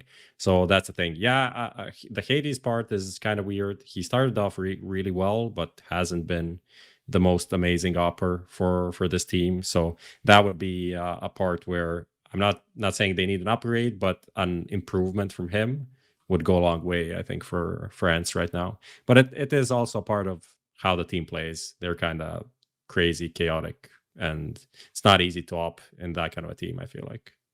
What do you make of ENCE, ropz? Is it a type of team that is annoying to play against? Like, do you have any thoughts before you play a team like that that you're going to expect a certain type of counter strike? Are they a team that you think's a threat to the top 10? What do you have any general thoughts on them? I think they have a good constellation of players for sure. Spinks is very talented. He's extremely sharp in his aim, and personally, I think Diha is actually a very annoying player to play against because he always finds an aggressive move that you don't really expect out of him. So I think they have very versatile players and talents across the board. So if things line up for them, I think they can be quite a dangerous team and a wild horse, I guess, in a big tournament like I don't know what their next tournament would be. Probably EPL Pro League, again? right? Yeah. But the thing with the EPL groups is going to be pretty interesting, right? Like I was talking about this just the other day, and it's Maui Snake. I was on Snakes and Banter with Thorin and Maui Snake, and they were talking about how the groups are going to be softened up a little bit if the Virtus Pros and the Gambits don't make it, which is true. It does actually. And Tropic is also a team that could have some difficulties. Yeah, I think like mainly the focus on the Gambit VP one because the orgs have to say they allow them. I know that VP said that they're going to allow them, but we have to wait and see what the fuck that even means. Whereas like for Group C without Gambit, the group remaining without Gambit is Liquid, Godsent, Big, Movistar, and Party Astronauts. It's like not really getting me that excited, you know. Like I which is a problem. Whereas like ENCE are in a group with Vitality, FaZe, Furia, ENCE and Sprout in the mix right there, and VP if they were able to make it, right? So that's a pretty crazy group like, when you're weighing up the teams in both of them. Okay, let's have a little bit of a gander here, lads. So I think yes, yeah. Are we picking the game? The game? The game to I watch? think so. I think that's a good idea. We should pick a game to watch here because we're going to get into discussing the RMR stuff anyway, and then with what's on our screen, I think the we can... Eternal Fire Fanatics is going to start soon. I think that makes most sense. These are players that we kind of know. I don't know if you have any other ideas for we can talk about the way that they're playing. Like Game Allegiance Skate, I think the biggest thing with this one on our screen right here is what happened in Bulgaria and Counter-Strike, right? You had the two teams kind of implode on themselves and then reform, and this one has now. There's actually two top 30 teams right now, which is kind of crazy, surprising. right? Yeah, I wouldn't say that. And there's Zero here. Shout out to him, back from the Cattle Ragers days. Legit Rusty, player. But yeah, this is hard for people to kind of resonate with, right? This isn't the type of Counter-Strike. Yeah. Most of the hardcores would definitely be watching these type of teams play. Do we want to just jump in that Eternal Fire Fnatic game? It is live now. All right, Rush, they'll give you the IP on TeamSpeak, mate. And we can jump in there. Now, Prof, you guys at HLTV, mainly Lucas, has been doing a lot of this, right? He's been hard carrying the live posts, essentially. So can you give the long and the short of the RMRs of it? You don't have to give all the teams that qualify, but just the gist of what this event is, why it's important, when I think one of the things to keep in mind or like to think about is like what Valve is actually trying to do with this RMR and the changes that not the RMR, but the qualifying cycle for the major. Like there are no closed qualifiers. The only invites are based on the last major. And essentially everything else is open qualifiers. So I think what they're trying to accomplish there is just to abolish any influence that like EPL slots and blast slots and just having all of these like easy ways to gain ranking, just to cancel that out, right? And have an even playing field for all of the teams. And that's why you just have open qualifiers, not even having the closed ones. So you have to have, Big, OG, and all of these teams that are, they probably should be at the RMR, but they need to prove it the same way, a Skate or Heat or Bad News Eagles have to do it. They need to go through the same route, which I think can lead to some like not the greatest results, and maybe some teams that should be there are not going to be there. But in the end, like if they can't make it through the open qualifier, would they actually make it to the actual major? And would they have a great like major performance? Like teams that haven't gone through that won't be at the major, as teams like Apex, for example, which is kind of like an exciting tier 2 team with a lot of good names on it. I think Ecstatic and like a couple of other teams that haven't made it through. But overall, it's not like there are a lot of omissions in terms of these like big teams not making through. Fnatic now made it through despite like all of the shit that they went through with their lineup. Fourth time's a charm. big, like I think Sprout also qualified, like the Frenchies made it through, like all of the teams that needed to make it through, they made it through in the end. So I think it's a good one. Sure.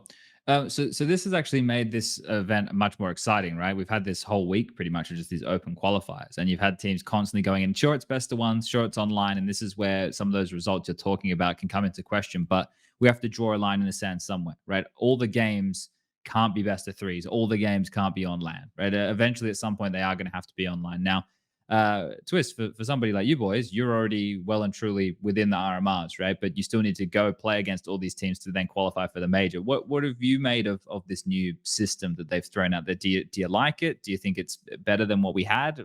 Have you even given it much thought?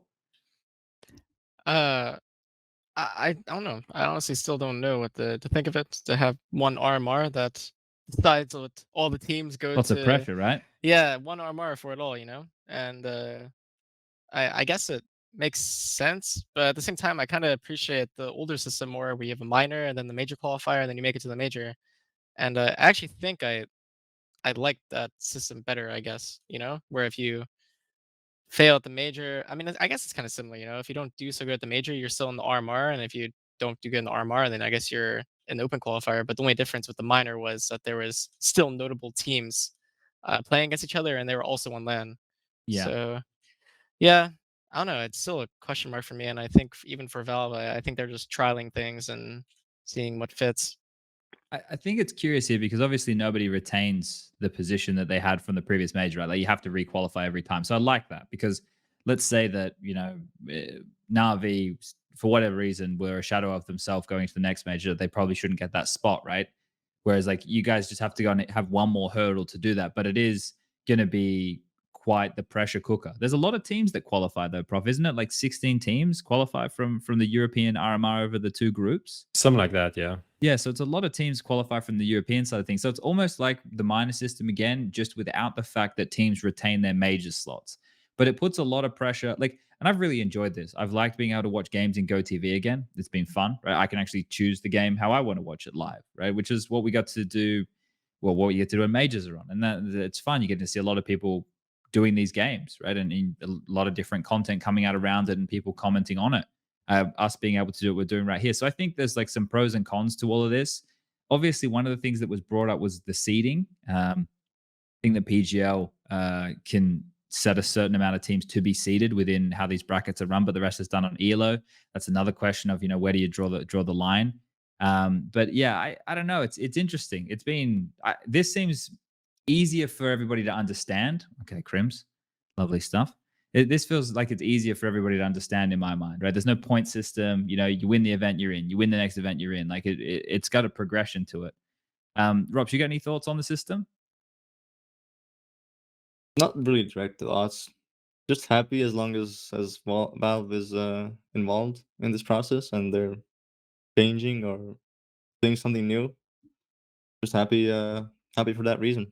I think for the groups themselves, I'm not actually sure how they still changing because every time a team makes a roster move, I think that's gonna affect everyone based on whatever seeding they're using. Because I think that's just last week when Lucky was replaced by Farley, I think the groups actually shifted and the teams were moved around in the A and B groups.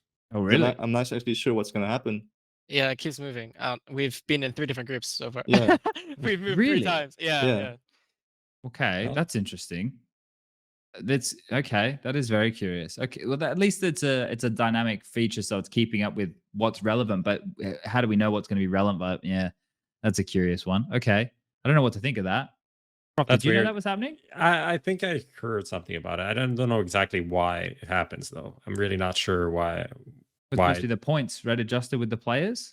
But I are didn't there think any? there was I don't think points. the points are deleted essentially. Okay, But that's I guess curious. there is a seeding based on like where you finished at the last event and stuff like that. So I'm not exactly sure, but yeah, I mean even the teams that qualified now, you don't really know who is going where. I mean there is the issue with Astralis that you don't know if they're going to play or not, like if they're going to if they're gonna retain the invite, right? And if they don't retain, then everything shifts for one spot, and everyone below them just goes into a different group. And the issues here is like the different group is like 4 days difference in terms of travel, and Yeah. it's a completely different tournament practically because it's just essentially 2 tournaments. But yeah, it's gonna be weird just because we're gonna have like just a lot of Swiss tournaments. Like RMR 1 is going to be Swiss, then the RMR 2 is going to be Swiss, then the NA RMR is going to be Swiss, then the group, like the qualifier for the major is going to be Swiss, then the main stage of the major is going to be Swiss, which is going to be I feel like it's going to be a bit repetitive with all the same teams almost playing, all the stuff. That's why I don't really like the idea of like having Navi have to requalify. Like you win the fucking major, can't you just get invited to the next major? A couple of teams should get their spots. Just go. That's also what I was thinking. Like Yeah. maybe even top 4. Honestly. Yeah, Like I think top 4 4 would be great. Yeah. Like, I don't know.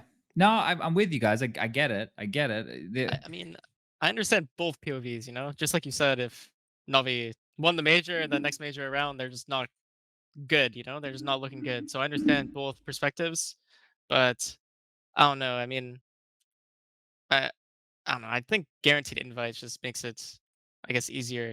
I think even if they're not good, they're the major winners. They have to defend the title. They should be good enough to be there in the top 16, right? They can't be like a complete fluke team, a win strike or Cloud9 or whatever the fuck. Gambit 2017. I mean, even that team probably when they got to the major is like, okay, they still deserve to be at the major, right? It's not they might be maybe not the #1 seed, but they're probably good enough to be there among the top 16 or top 24. I don't see a world where you win the major in like 6 months you're 50th in the world. That was so messed up. That was so messed up. Talking about the Cloud9 topic, I think every Inferno that we played in Katowice was at 15-11 at one point. Yeah, it actually was. That was, and it went our way, I think. So that the curse has been broken. I hope. That couple that you guys had was sick. Like you could like every time you guys. There's so many moments that stick out from that grand final of you boys just getting fucking hyped. Like there's just too many moments, and it's like. When I went to the studio where Yanko was doing the desk from, and obviously he was going for G2, right? And I was going for you boys because of Justin, right? And like he's getting up, going mad at the TV when G2 are doing something sick. I'm getting up. They're just like it was such a mental grand final. Like that is the type of Counter-Strike that you like. The game that you guys played probably brought in like a new legion of Counter-Strike fans. Like that's the way I look at those type of matches because. They're so crazy. They're so risky. They're so clutchy. You can see all the emotions. Like it's those type of Counter-Strike games is why people like CS. Like why it's such an easily digestible game. It's fucking great. Like I can't imagine how you must have felt when you eventually won that Mirage game. I don't know. Was it a sense of like fuck yeah, like we did it, or was it like oh my god, thank God, and we still have to play some more Counter-Strike? I mean, I think at that point, karrigan knew he's gonna win the whole tournament because it was 1-1 with Sydney. You played overtime and played double overtime, and then just give me the last map, 16-14. I think that was exactly the same way. It was IEM Sydney in 2018. So I think he knew at that point it was over. I don't know. The CS devs are really rerunning the same script over and over again. Can't find anything new, man. But I don't know. For us when we won Mirage, I think it was still the exact same excitement as we had when we won Inferno because it was so like back and forth. I mean, our comeback in Inferno, it was really easy for us to get hyped. But Mirage, I think all of us showed our mental fortitude and our determination to win the tournament. And yeah, I mean, I'm happy to have hyped people in my corner like the whole time. I didn't expect RobbaN to be so hyped on our team, honestly. I think we had a talk about this that Brokey was actually really quiet this tournament, like really just doing his own thing, and like he won those 1v2s and Inferno was like, yeah, nice guys, giving 2 fist bumps into the sides. Like he's not, showing any emotion at all. He's just like the fucking Terminator. But then like me and him kind of like swap roles, I guess, and personality wise. How was it being hyped though? If normally being so cool, how was it like getting pumped up? Did you like it? You get into that feeling? Of course, man. I mean, I think the most hyped I've ever been in my career. Situation just allowed it. I think we obviously had no pressure, played extremely well, and the crowd was cheering for us, so everything was our way. Is Mezzy winning this clutch? Mezzy could be winning this clutch. If Mezzy's won this clutch, that was a big clutch. That was a nice clutch. Oh. Did you catch any Woxic playing in Eternal Fire, ropz? Not really, actually. I don't know. Sorry. That's it. That's it. No, but it. I mean, Woxic is. I mean, he's so fucking sharp with this explosive sensitivity that. By the way, he's playing with his left hand. Mousepad is on the left side, keyboard on the right side. Yeah, that's even more mind-boggling how he does that. Like, you're on also... you're on LAN. You have two mouse pads next to each other. It's like super weird. Easiest fist bump, no? Oh, you can just tap your mice together. But he is actually also in-game leading, though. Yeah, that's crazy, right? That's the weirdest part. Like, I did not like. I know he knows about. He's a guy that thinks about the game a lot, but like I didn't see him as someone that could become an in-game leader. And since that point, they actually improved a lot. That was the point where they were like, okay, now we're like top 30, winning maybe some smaller tournaments and going deep in qualifiers. So I think it's going to be really hyped to see him on LAN, like him and Xantares at the RMR. That's going to be fucking really nice. Like E-League last time we saw a full Turkish team, wasn't it, at a major? Must have been something like that. Must have been Space Soldiers back when they had, that old mob with Paz and everybody. Paz and Major. Yeah, good old times. Boys, we're going to run a quick ad break. This will run just very shortly, and then we'll be right back. Lucas, you ready? I didn't give him any warning. Hopefully he's ready. Yeah, Let me just kind of pulled it on him. The Xtrfy M42 RGB, what a fun mouse with 5 colorways, lightweight frame at just 59 grams with the swappable backplate to suit your grip style, the sensor, the easy core, the smooth skates, and driverless control for RGB and DPI is why you should check out the M42 RGB down below. These bombs go to the teammates. I wanna see you roll and fast.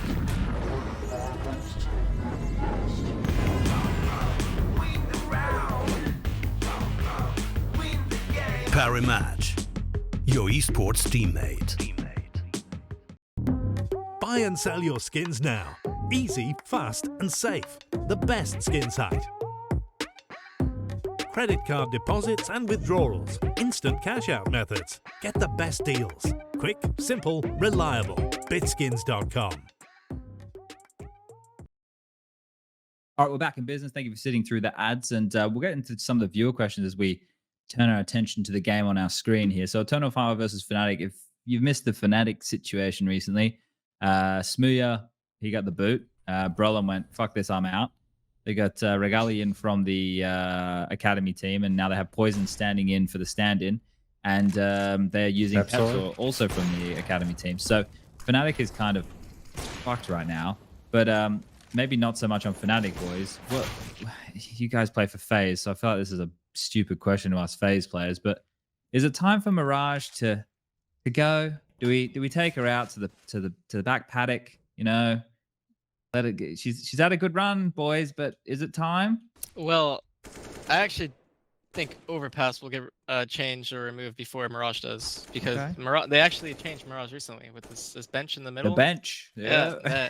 And maps that they recently update are usually not going to get removed. So Overpass has had the least changes. And I mean, I don't remember the last Overpass change. Actually, I don't. They got rid of the windows in the toilet, so you can't do the boost on the bench. That was like 3 years ago. Yeah, I know, but I'm trying. That was the last one, though. They changed the color scheme of the map, right? Like on Overpass. I don't know. Yeah. I don't know if you guys know what I'm talking about, but the colors changed completely. Like they went more bland, I think. Really? I think was it because it was character models? I don't know, but I'm sure. Yeah, it could be some changes due to the actually there's like that bush kind of area outside of toilets where you could just sit with one of the green character models and you'd be just invisible. So they did like some updates to that. Okay. They changed the wall at long, no? Because there were smoke lineups from like the wall like towards like the CT side of long, and now it's only the bushes there, like on the ground. There was lineups that were at the wall before. I'm pretty sure. So some minor changes, Very nothing small changes. too big Yeah, true, gameplay true. wise. So okay, well, yeah, if you don't hate So Mirage, and it's overpass that you yeah, want to go. your fucking anti-Mirage agenda just like fell I so tried. hard, just failed so hard. I mean, I'm just being realistic. Yeah, You know? no, it's fair enough. I But think do you enjoy not enjoy the map? Do you think the map is okay to play competitively? Mirage? Yeah. I think it's just the new Dust 2. I don't know, super pug map. Dust 2 is like now kind of the more structured map. You have to play slower. Mirage is kind of just like always you can play any type of CS on Mirage. It's just like Inferno, you know?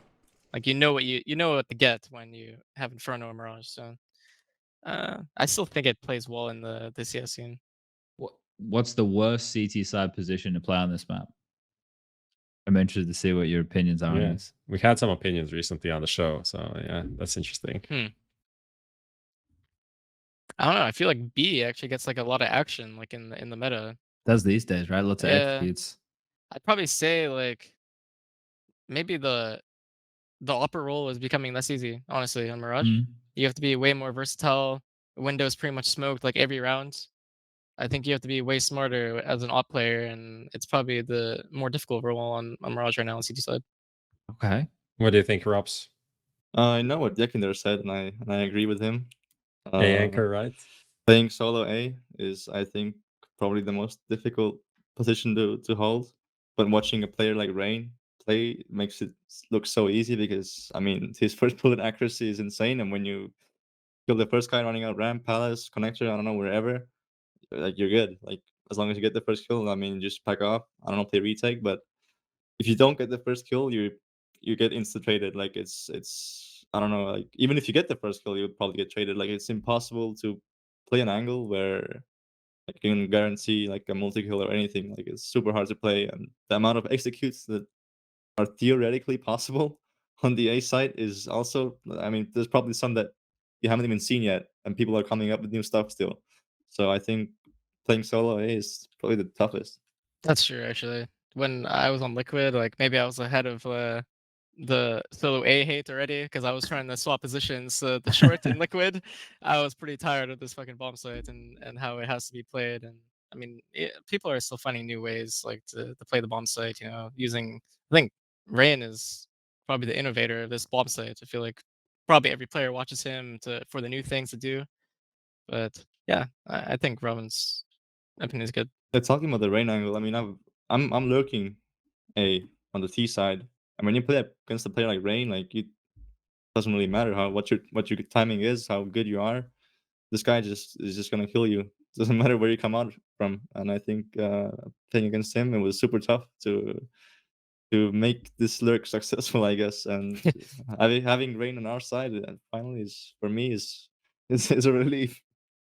It's a pretty underappreciated thing what you're talking about here, right? Because it doesn't get all of the praise. But the thing is, something Rush and I have done a couple of days where I streamed a game and we spoke about it. And we actually, Katie was jumping in with us last night while we were talking about like ancient meta. And I think one of the things that I probably need to do a better job as a color commentator is talk about the importance of certain fights, right? Because I kind of treat them as they're all equal. But like, for example, if the A anchor goes down early and everybody's out of position in mid, I need to be pointing out how huge of a kill that is and how much space, that they've just provided themselves, right? Whereas I think this is one of the things that's quite difficult to do when the goal is to show the action, right? And on this map, unless it's just straight into like an A set piece, the action is not to do with the A player who's normally standing behind the triple box ready to flash middle to set up your connector player who's playing with the one-way smokes and getting flushed out. Like a lot of that hard anchor work, and you guys are right as well. B is where we seem to focus a lot of the anchor work early now because they're normally getting pressured by like a set piece. It's curious how these fights and these different parts of the meta all have different levels of importance. It's one of the things that I don't know. I like I said, I guess it's on me to do a better job of making sure that I explain those things. So is there any we have a pause right now. Is there anything on any map that you guys think gets super undervalued? Like maybe not role wise, but could be a little bit more specific in terms of what a player's doing in a scenario.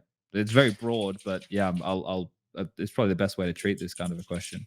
Probably if we're on the topic of ancient, I think the MOUZ player probably isn't talked about enough because I think the MOUZ player has a very big role on the CT side, you know, Miz, spamming like down B- banana. B Cheetah? short? Cave and stuff. Cheetah. right? Yeah, Okay, the okay, cave. okay, okay. Yeah, Yeah. cheetah. Okay, so it's Yeah, arcade lots, color. too many names for it, bro. There's so many fucking It's names. fine. for I'm it. just trying to make sure that I know what you're talking about. But yeah, I think they have a big part, you know, like either smoking it off or spamming like through the walls or whatever, and they're getting a lot of info, and they kind of are like the site leader for Ancient on the B side at least. So that's just one spot I can think of right away. Okay. I think it's hard to say like an overall spot for all of the maps, but I think there's one for each map, I guess. I mean, Inferno is obvious. It's all about banana in Inferno. Whoever is taking the initiative there and taking the first duels is probably gonna decide who the round goes in favor for. But for the rest of the maps, I think I have to think and just look more into it. Yeah, like I was thinking like about what Rain was doing for you guys on Overpass, for example, on the CT side, just the amount of territory. Like it felt to me like the thing is, hey Rain, go out and hold A, and if they get past you, it's all good, but kill as many as you can. Like it was kind of crazy with the way he was playing that map where I forget who you guys were playing against, but he was just beasting. Like it was like he was playing deathmatch out there. I think it's against everyone now. Yeah, fair enough. But like he's doing it with very little support, right? And I understand it's part of a setup and everything like that. But you watch it, it's kind of like it's like a restrained version of what Fur was able to get away with during like peak SK, right? Remember how Fur could just like always push and always find the timing. Like Rain would push and be annoying, but he's not always like overstepping that mark. So many things like that one's, I guess, something that we would highlight. We're in a bit of a fucking technical issue here, aren't we, boys? Just a bit of a warm up going on. Time to 1v1, like warm up, you know. Oh, this warm up is so good. Everyone loves this warm up, right? What if there was just an option? What if it was an option? If you wanted to do this, you could opt into to everyone do it, would and not. otherwise, And no one would opt in, and there's just one guy would be here alone. Playing I just don't no like one. getting shot. Yeah, I don't know. I think it's just annoying. But if they added some like reward aspect to it, like imagine you win the 1v1 arena, you get like a case drop or something. Okay. I don't know. Maybe some incentive behind it, but I think right now it's completely useless. I think it's dumb. So essentially, Not just a bad like, angle. it's so bad you need to pay a professional CS player to actually play it. It's like I play CS for a living, but like I can't play this. And when you play matches, you have your coach can for some time period play the warm up, and you can demoralize the players when your coach is better feeling hard. Okay, mental warfare. I see. RobbaN shirt's pretty hard. Him behind you guys, it's always I always love seeing him there, but it's like he definitely feels like the dad of the team. It feels like you've got, you know, karrigan and RobbaN there to be the elder statesman of the team in a big way. Like a lot of people are curious about what RobbaN brings. Is it mainly like what, because you had Inner Shine with you guys as well, right? I hope I get his name right. What does RobbaN contribute? Because when you have an in-game leader like karrigan here, I'm assuming he's not needing to chip in with too much tactical stuff, right? So obviously our analyst Inner Shine is doing more of like the background work of the team, the tendencies or whatever is easy to spot. I'd say RobbaN is helping with, you know, some set rounds that we can do in the game, and kind of just being like the background or the assisting factor to the karrigan. But I think that's the easiest way to explain it. Sure. I feel like it's really important for these teams. Like, ideally, a coach should be someone who can contribute in all the areas, right? But certain teams need things more than others. Like some teams might need the guy to keep the mood good and fire everybody up, where they have a strong in-game leader and they don't need them to be tactical. Or maybe your in-game leader is a good captain, but he's not a good, you know, in terms of the X's and the O's and keeping track of everything maybe as well as he should. So it's still one of these things that's super hard to quantify, really. Like I have a rough time. I think RobbaN's like underappreciated though. I mean, he's one of the coaches that doesn't get like a lot of talk, you know? Sure. And I think he does a lot for our team. Even, I mean, he was the source of our positivity throughout this whole Katowice situation. And as always, I feel like from the day I joined FaZe, I think he's the funniest person I've ever met, and can always get along with him and all the time. Keeping the positive vibes. I have a question from Instagram. HLTV this was a good go time follow. to go through 'em, Almost 400K. So you know, if you're not following, go and follow. This was a similar question in chat. Maybe it's the same guy. It says, please ask Twistzz about his line. We put heroic in their place after the semifinal win. I missed this completely, so please fill me in. Yeah, maybe I was not so humble in this because the game felt a bit easy. But obviously, they were having a great run at Katowice, and they were kind of removing their onliner tag. And then I feel like we kind of slapped it back Put onto them. them. Yeah, kind of slapped the onliner tag back onto them. So yeah, but I was not humble, not hashtag humble. Yeah, I mean, I think that is how it played out, right? That I think objectively looking from the outside, not objectively, but like me and Chad as people that weren't on the server and are here to just talk about the game, that is how it felt exactly. Like they were having a bit of talk in the break. It's like, we're doing everything that we can. We're making top 4 at all of these lands. But then if you go on stage and just get spanked by a team with like stand-in, I don't think that really justifies you being like a legit LAN team. What do you think, Chad? I think the issue I have with this is like the problem is you can have a blink and you miss a game, right? Like and then I remember what they did at the major. So it's like major they could have been they could have gone the distance, right? So this is the problem. It's not like we're in 2019 and 2018 where every second weekend these boys were in a fucking arena doing not it, a right? lot of arenas. Yeah. So because it's so few and far between, it's easier to just go off what happened most recently because we don't know when the next time we get another arena event is. But like, yeah, like it sucks because they got blown out and we were all like, oh yeah, fuck yeah, the heroic that we know and love is here. This is the thing. I feel like they did enough to be like, okay, the heroic we know and love is here. They're just still working out the kinks, right? Like they're just working out what the next step is so that they can be like Twistzz, Liquid in 20, you know, when they were fucking the second best team in the world type thing, right? There's one element that is needed. And whether that's like the belief or the confidence or just the learning to be in that environment for certain individuals, I think it's coming. The thing is that the results speak louder than everything. That's the thing. Like, so if they come in and they win those games, it's a completely different conversation. It's just, that's the way people are, right? I get that. And also, heroic are the team that people want to hate, right? For the right reasons or the wrong reasons. It's just the way it is. And like, I actually did some interview stuff with Kadian about this during Katowice, and I was asking him if you know they want to play the heel, if they want to lean into that, because if any team could at the moment, it would be them, right? They could be the easiest for them, and it's not something they want to do. They just want to play. So once the results come, I think then definitely they'll be viewed much differently. But that's the thing. It's hard fucking work. I mean, take it from someone who was a noob. I mean, they're a really good team. They play solid CS, and they're one of the few teams that could replicate this kind of CS that you see nowadays, where It's a good comparison. yeah, I mean they're kind of like a VP, and I feel like I feel like they play the VP style better than VP does. So yeah, I mean you also have to think about it. They don't have like a really standout star player. I guess Stown is like what you got, but they're just a bunch of consistent players that know their roles in their team, and that's what I can appreciate.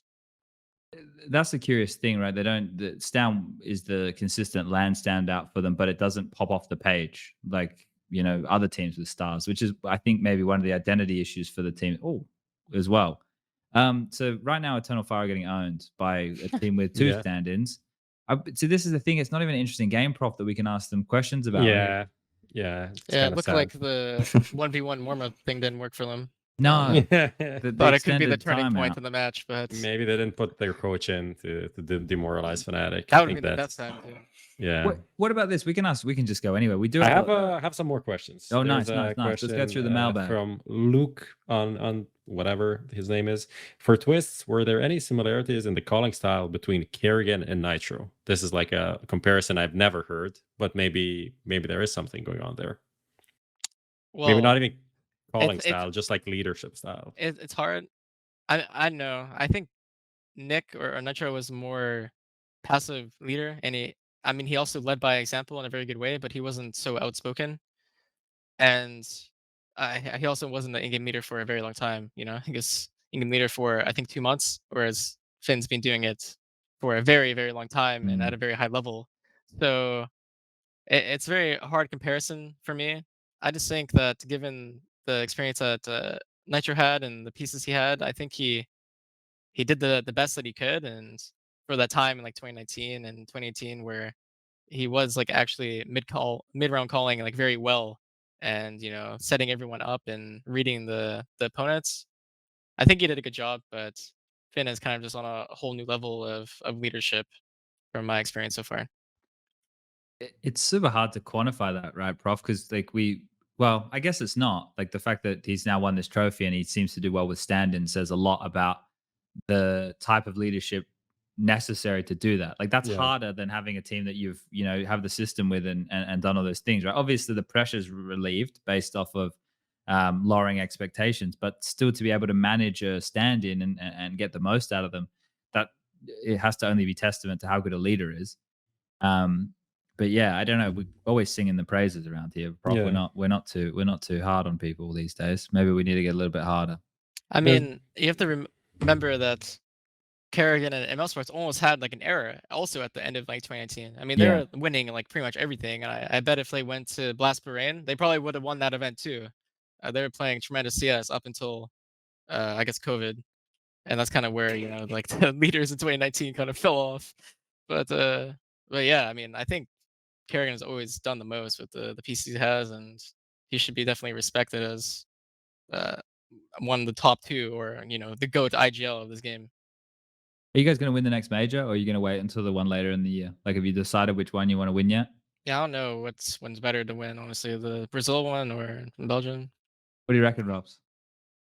I mean, we're ready now that we showed in Katowice. I think Just win them both? I mean, that's why Yeah. not? Yeah, Why not? But Back to do that. back. there's no top team in I think right now, and all the situations and scenarios we're put in, it's really hard to see who the favorite is. So I think if we show up, I think we can do it. I think it's curious, right? If you take a little bit of a look at the ramp into the major for you guys, right? A lot of teams are in the same, but Mezzi is absolutely owning these guys. How many is he going to get? Okay, I jinxed jinxed him. him. Yeah, Cast it, Easy guys. Sorry, jinx.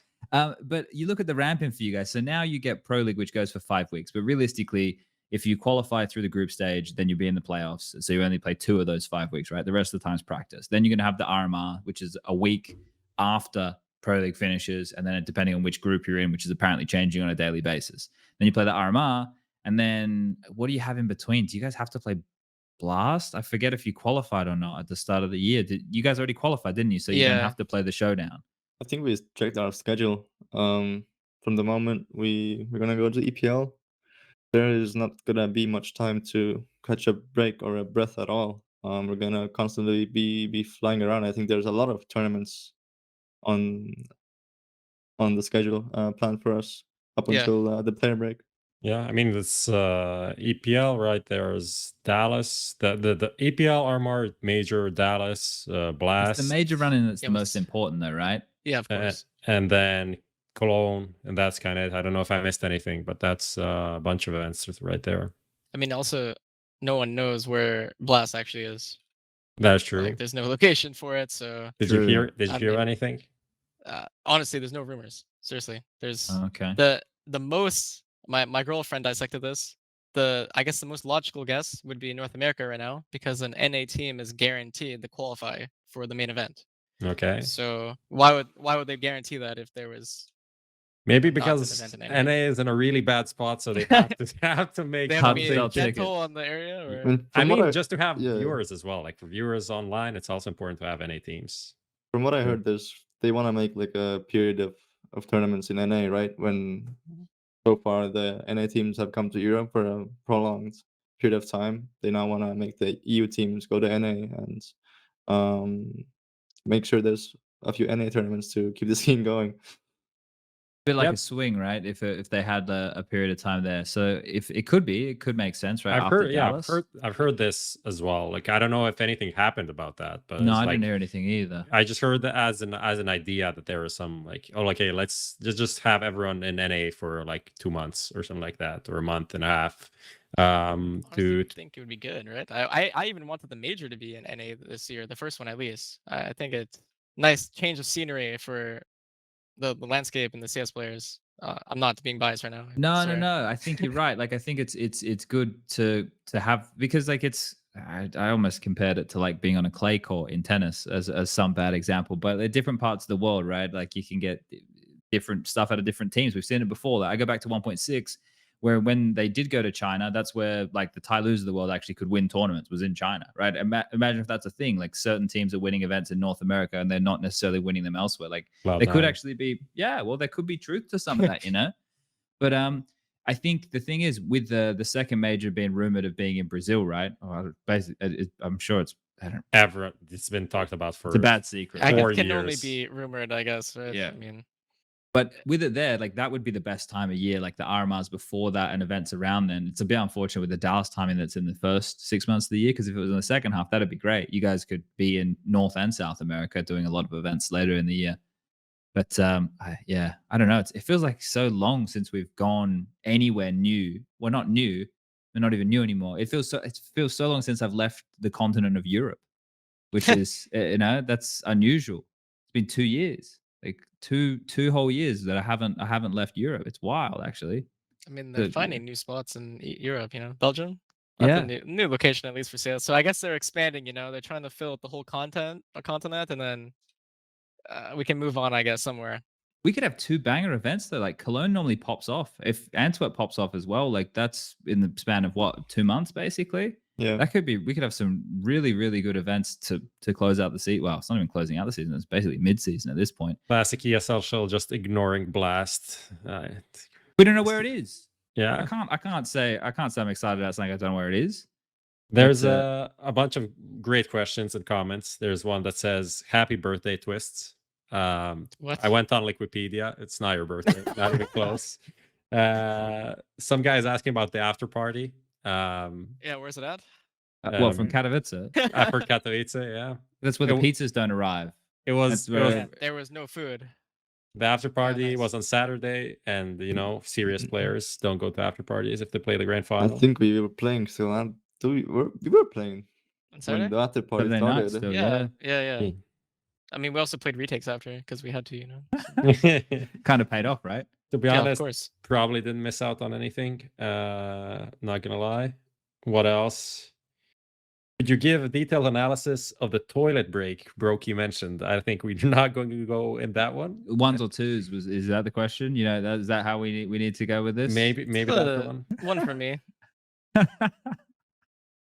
No And comment. didn't from Rob Robin Robin. has no comment. Rob He was on did- the he didn't stage. leave the- I was on the stage, but He has diapers so he can shit on these kids. I Right? mean, the thing was like, and I'll say this, that RobbaN was talking to the admins. Is like, if you don't let me go to the toilet now, I'm gonna piss on the stage. And that's all it is. Oh dear. Yeah, at some point it needs to be a little bit reasonable, doesn't it? I'm glad that they, because I was thinking, I was like, they normally wouldn't let him go to the bathroom. This one makes sense. I think No. JP just said fuck it though. Like I Yeah? don't think they waited for an answer. I think they just went. Yeah, and fair then, enough. And then Yeah. Karrigan saw them and he was like, "Fuck it, I'm going." And then Everyone yeah, wants them. and then everyone went to relieve themselves. But not like you have your phones it's or anything fair, anyway. It's fair, yeah. Yeah. It's 27-27. Yeah. You literally just played two maps. Into your third map essentially, of Counter-Strike, basically, right? Think you deserve, to take a piss. All right, well, listen up, boys, because this game is offering us nothing to really talk about Absolute because dog Eternal shit. Fire are getting absolutely destroyed.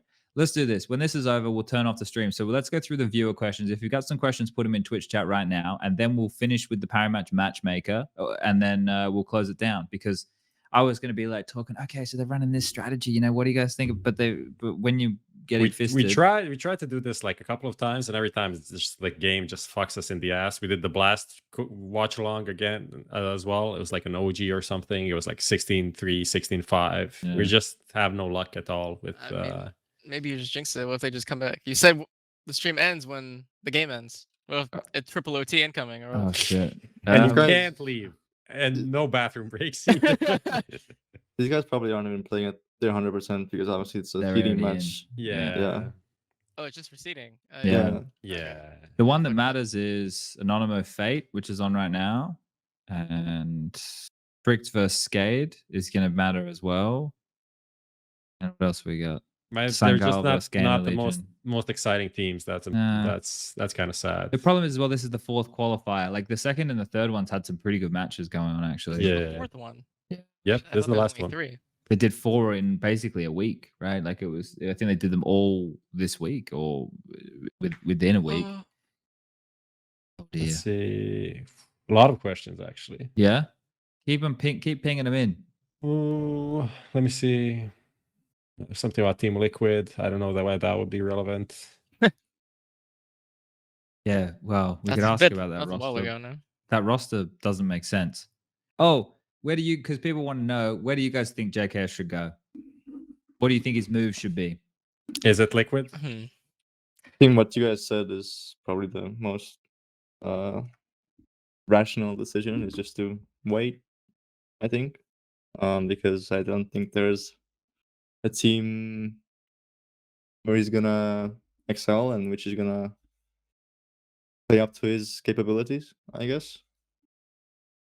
It's a bit fucked, isn't it? I agree with that. I think his best option is to wait, and he shouldn't like pull the trigger on any options. And even though the Liquid guys are my friends, I think Justin like fits somewhere else like better. You know, he needs to have really like fun people around him. That was the problem. He wasn't having enough fun in my team. Well, Yeah, he's I still the think best so. player in my team, I guess. It was more that I wasn't having much fun. He must have been having some fun getting all the kills. It's a weird situation to be in. And like I think last time Justin was in a team with NAF when they were in Renegades, like NAF was the star and Justin's stats weren't so good. So I don't know if there's like an overlap there in how they approach the game. I think Yeah. personally they'd get along very well. Well, maybe not very well, but personally, that I'd say they get along. Naf seems like the type of guy who could get along with most people. So I mean, it also depends if Justin wants to play like his roles, you know, or if he took his experience and he wants to expand and be an entry fragger for his foreseeable future. there we go. But I mean, So minus I the do leash think plus JKS. That's no, I mean, what I'm hearing if right he now. did replace Shocks on Liquid, I think he would play great in that team. But you know, it's still like not sure if they would see the results or not. But I think if he wanted to go somewhere to win, I think I'm honestly shocked that the MOUZ didn't replace like ropz with the JKS. Yeah. It's shocking to me, seriously. Robs, how does it feel though to be out of MOUZ and they finally got an AWPer that can hit shots? How did that make you feel? Hard to say. I mean, my departure was planned. I'm like, I knew they're probably gonna promote one or even two players from the academy team, but still, like, I mean, from my own standpoint, I just wanted something fresh. Like, it didn't really matter if we got like a, I don't know, top 10, top 5 capable team. And I mean, the opportunities were there for me at that time. So I think Sure. whatever roster move MOUZ could have pulled out, I think it was still the right decision for me to depart and just try something new. Yeah, I guess it doesn't sting as much when you go into FaZe, right? Like from a viewer standpoint, if people were fans of MOUZ, it's like, okay, but we could have had Torzi and ropz and Frozen. Is it like, fuck? Because like Torzi looked really good right on debut. We have to wait and see how long he can hang like that for. But he looked really good. You've seen this new gen, and like you two boys are only 22, right? So like you're still kind of part of that, where both of you got to break in to this when you guys were in your teens. Like, I think you were both 16, weren't you? It's funny because I even told RobbaN this when he first joined. I was like, damn, our journey into the pro scene pretty much started the exact same time. Yeah. Because if I remember correctly, Liquid was like looking at ropz even back then in 2017, but then he went to MOUZ Sports, and then that's when I joined Liquid, and then we kind of both had very similar like paths to up until we joined FaZe, pretty much. No, that's true. Liquid was actually the first notable organization to offer anything to me. But back then it was the case of moving to NA and going to school at the same time, so it didn't logistically work out. But definitely we've had, I mean, basically like the same age anyways. Everything's been similar. Ben Brokey's 21, and I think karrigan was made a comment, and I think this is the sentiment. This isn't verbatim, about the fact that the three of you could play together for a very long time. Do you guys get that feeling? Like, does it feel like now you've got that core? Obviously, you have karrigan, the leader here. You have Rain, the experienced vet, playing a very important role. But does it feel like this core is like a long-term thing now, with the fact that it's quite young age? It's the star trio of the team. Is this is the start of many beautiful years together? I'd happily say so, yeah. I would Yeah, hope the to. bromance is real. Yeah, the bromance is real for the trio even too. This bromance between the trio, but Brokey is shy. But yeah, I would love to play with Brokey and ropz for honestly for the rest of my career. I think that's how far I could go. I have to say something about Oh, yeah? Brokey's interviews. It's not great. I have to say that's like his like joke, his running gag of like whatever you ask him, he's like, we just played our own game. Like, it's not funny. I have to say, it's actually just not funny. Well- Please let's stop that. Can you band together and kind of have an intervention of some sort and just like get normal answers out of him? He has a strat, you know. It's have terrible answers so you never interview him again, and then There you he go. perma avoids media at all times. I think Brokey is living in your head rent free. I guess. Well, now Is that I what's know happening? that, I'm gonna bump him to the top of the media day requirement list to sit down and talk with me, and I'll see if I can break through. I can break through that exterior that he is going.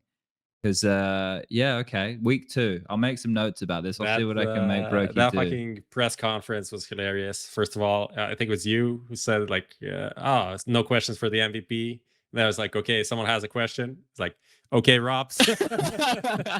That was actually weird though. Like, how is no one asking Brokey like any questions? Because everyone knows his answers are dog shit. I No one guess. wants I to mean, waste maybe time. he would have had a change of heart in the press session. I mean, I guess you have a fair point, but The MVP one was okay. The one he did with Striker, there was context there. There's the toilet break and everything. So like, I guess if he does an MVP, he wants a couple of more, then we'll maybe get somewhere. But at this point, it's like you put in some time, like, oh, let's ask this very cool question. There's this statistic about this, and he's like, we just played our own game. It's like, fuck off. I'm watching the DHL moment, right? Where so they've got the picture in picture and they've taken Brokey away from the celebrations to give him the MVP award. And he's more interested in what's going on the phone. The camera's on him the whole time. And he's on the phone, I don't know, obviously checking messages and Twitter and everything that's popping off, right? But I'm like, we're just showing a shot of Brokey with the trophy in front of him. We can't even talk to him right now because he's not mic'd up on his phone. I'm like, this is some next level TV right here. We're really we're watching the entertainment. Zoomers, man, always on their phones. I can't blame him. It would have popped off. This is the thing where I'm sure your phones don't work for a couple days after, right? Every time you open it, it's like a million notifications going on. I mean, I guess. I mean, looking back at the stream, I was like, man, if I stayed off my phone, maybe it would have looked better on stream because I was on my phone like before like they handed us the fucking medals, and I was trying to message my mom and dad. But yeah, this stuff can always wait. I'm sure for everyone for every player that wins after a big tournament, it's a lot of like love and support from the community. You know? Oh yeah, I can only imagine. Boys, let's do this. All right, let's jump into the Power Match Matchmaker. Rushley, you still here? Hello? Thanks for observing, Rush. I'm sorry that the game wasn't very good. It was a bit whatever. I didn't really know the score until it ended, but you know, it was a good or bad game. One of the two. Were you listening to the conversation? Yeah, I was listening. I was thinking, doing all that stuff. You were thinking? Okay. All right. I do breathing. He was doing the I breathing. was breathing at times. Pumping blood through his veins and everything. Like multitasking the shit out of it. Rush, we're playing Sea of Thieves after this? Yeah, if you want to. It's getting a bit late, man. You know. Yeah, I know. We can maybe fit in a quick sale on the Where's series, mate. my invite? Lucas, you got to do the Power Match Matchmaker, mate. So look, we're going to roll the profile and then we're going to get into the Power Match Matchmaker. Be right back.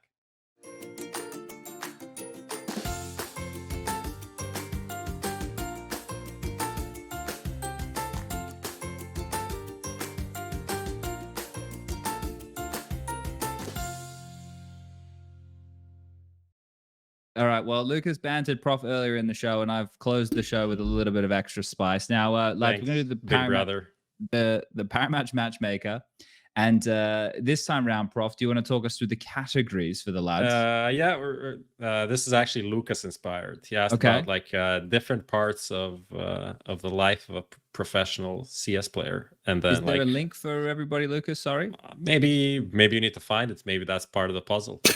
Okay. Well, so who watched the latest Batman? Rate 1 out of 10. I can see it right now. Okay, there's the link. It's in TeamSpeak. Wait, that's the link for me. What about the one that looks pretty? Okay. This one. All right, here's the pretty one. Okay. The labels, they're all labels. team talk, practice match, aim practice, stream, travel, competition, media, and then the descriptive terminology: exciting, enjoyable, okay, not that enjoyable, tiring. All right, so I guess we're going to go a little bit deeper on this than just those surface elements. Let's kick it off. It's more conversational. Right? Okay, so team talks in the squad. RobbaN, Mr. ropz, how do you feel about the team's team talks? It's not even just like this team, but in general, like how do you find them? Are we talking pre-game team talks? I mean, like more like theory can be, Okay, even whatever. in practice environments. Yeah. Is it something you enjoy? I mean, there's many types of team talks. Like you can have the theory part, then you can have like pre-match, as you said, or then you have team talks where like you sit down after a match after you lost, and like you're gonna debrief, talk about like why you lost, like why are we bad, and then it's like this kind of an environment where everyone opens up and says good or bad things. I don't know. Feels like therapy. Exactly. Team therapy, something we could all use a bit of therapy. So is it enjoyable, tiring?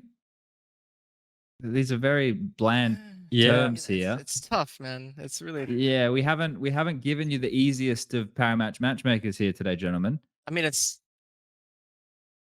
I'm confused. There's more left options than the right options. Yeah, So- you so can you match guys multiple can, like- times. Oh, Yeah, you can match even multiple yeah, you can multiple even match things. like you can even match like enjoyable and tiring at the same time with Okay. with one. So Yeah. I was not sure. I was like, the math doesn't check out here. no, The there's no options. math. This is fantasy world. This is playtime. You can do whatever the fuck you want, essentially. For me, team talks are enjoyable. Okay, Okay, bang. we Look at bang that. enjoyable. Let's First of all, fucking go. spiderweb, bang. Practice match. So we're talking about scrims. Scrims, We're talking about, so this right here, this is curious because back in the day, this is all we would used to do, right? But what's the balance like for you guys now in terms of actual practice matches, then theory, dry runs, your own personal individual practice? Like, what are we talking here? Are these still the focal point of a practice day? I mean, there's many ways to set up your day. I guess for us, it's like 1 or 2 hours of like just like going through dry and theory and just talking through all kinds of things. Watching over the previous day's practice matches. Like I think every team nowadays like records their own scrims and the comms, and then you look over the mistakes or whatever you could improve on. And like so that's like maybe 2 hours, and then you play. I think we play like 5 maps usually. Yeah. Okay. In MOUZ we actually used to play 4 maps. Like it's gone down over the years for sure. Because back in the days, you obviously, I don't know, you could play like 8 or 10 maps at max. Yeah. It was like crazy back in the days. You just did like the quantity side of this. But now, yeah, obviously, I think every team is prioritizing playing these very energized and quality amount, like 4 or 5 maps, maybe 6 for some teams, and then I'm not sure if anyone has anything after. I think in MOUZ we did mistakes after the matches. In FaZe now we take mistakes before our scrim start, so we know what to improve on. So like it's different ways to structure it up. Mm. And I guess it's for the most part it's tiring for sure. Like it is the It's the bulk. it's the work bulk of- yeah aspect of the day. But I guess it's enjoyable too, for sure. I mean, I guess you could put enjoyable for all of these things, but yeah. I mean, all of these things are more enjoyable than doing like non-CS related Well, maybe stuff. not travel. Yeah, that is true. Depends where but you're traveling. but Yeah. everything is better than doing your taxes. Everything on this list. So we're not comparing to real life responsibilities. It's just like in this category of like CS related stuff, where does rank essentially. But yeah, we'll get to travel. Media, if Brokey was here, that would be easy. F Not that right there. enjoyable, I think. Not would that be enjoyable. best, Extreme, but- honestly. What about aim practice? Like in terms of that, is that something? Because I know everybody does it different. When we were talking to Yakinda the other day, he was saying now he's traded in what he used to do just for deathmatch, right? Like I remember when I used to play with Azza, he would do like 3,000 aim bots. Like that's how he would before we played a game, right? Like I don't know if that was tiring for him. It looked fucking tiring. Like, is this something that you guys do because you're just putting in the reps, or are you the type of bandits where you're like putting on some tunes and going to a death match and camping lower dark? Like, what are we talking here? You know, which is your where does aim practice land on the list? For me, it's probably enjoyable and okay. I don't know, because I like listening to music a lot, and I feel like it's one of the few times in my day where I can listen to music for 2 hours straight and just pop heads. But What's yeah. the soundtrack? Is there like a specific one, or is it just like going on, figuring out, like finding new stuff, listening to a new band album comes out? I listen to a lot of rap, Okay, so like Joyner, J. Cole, Kendrick, Juice WRLD, just that stuff. classic CS player NF, yeah. soundtrack right there. I don't know how it is for many players, but for me, it's actually physically tiring to like DM and play bots, because playing a low sense, when you DM, like you're doing 360s every second, and that means like a full mouse pad swipe like every other second. And if you do that for like 20 minutes straight, like nonstop, that actually is physically tiring. And I take breaks quite often, like just small ones, in that sense. But if you compare like aim practice to a match, then in the match you don't have that kind of intensity, and you don't do 360 so often like you do in DM. And I think it is physically tiring if you focus and play a lot of aim practice. Do you think there's more efficient ways to practice today, or is deathmatch more about just like getting the movement and getting the aim in? Because like I look at some of the stuff that Casey Foster's making with Refrag, and this is not a sales pitch, but I look at some of the things that he's offering up, like the pre-fire, for example. Okay, it's helping people understand what angles and they need to be peaking, right? Crosshair placement. But then he added this new one called Crossfire, right? And it just puts you in a common position that you'll be playing in a map, and bots are spawning, and you're having to tear them down quite quickly because they will frag you, right? So do you think there's more efficient ways to practice these days? Like retake servers, as you guys were talking about, was a prime example. Is something like that more beneficial, or is it everything's equally as beneficial for different reasons and there's no point trying to quantify it? Just is what it is. I think everything has their own way of or like what it depends what your goal is. If you want to just improve on your aim, then I guess you should just play bots or DM. If you want to be better at peaking angles, which actually I think I did for the first time, not talking about the refrag thing or that what Casey was doing, but the YPRAC maps on the workshop, Okay. I actually tried them out, and they are quite good at training your angles and just your peaks in general.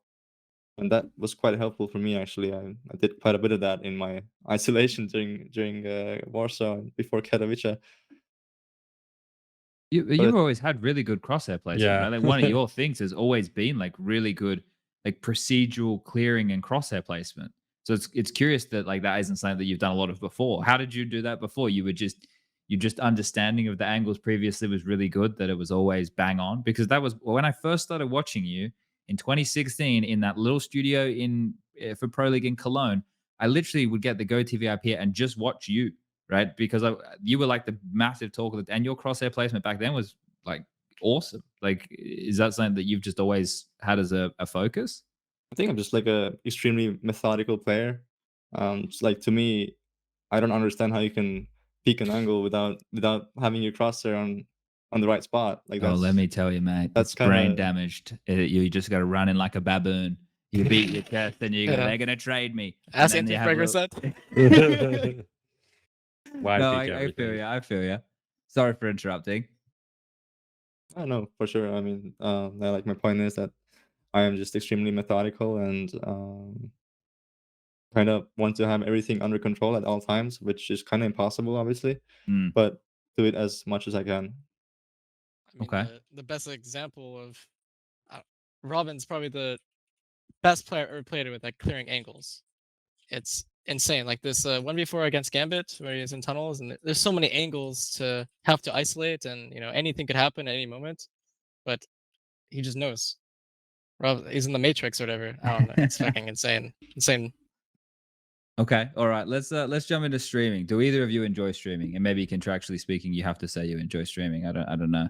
Is this something that you I guys don't think enjoy? they contractually have to lie. They just have to do it. essentially, right? True. I don't see that either of you streaming that much, right? Didn't you guys play some games with Simple? Were you guys streaming when you guys were doing that stuff? I was streaming that, yeah.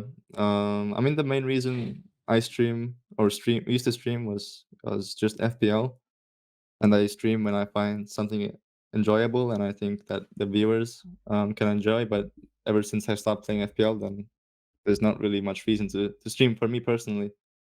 I think Russ has streamed some racing stuff and simulator stuff though, so Yeah, I don't know. For me, like when I stream CS, it's kind of just you feel obligated to play FPL, Mm. and FPL isn't always so enjoyable, and it's like probably the only way you're gonna get the viewers, you know, if you care a lot about that.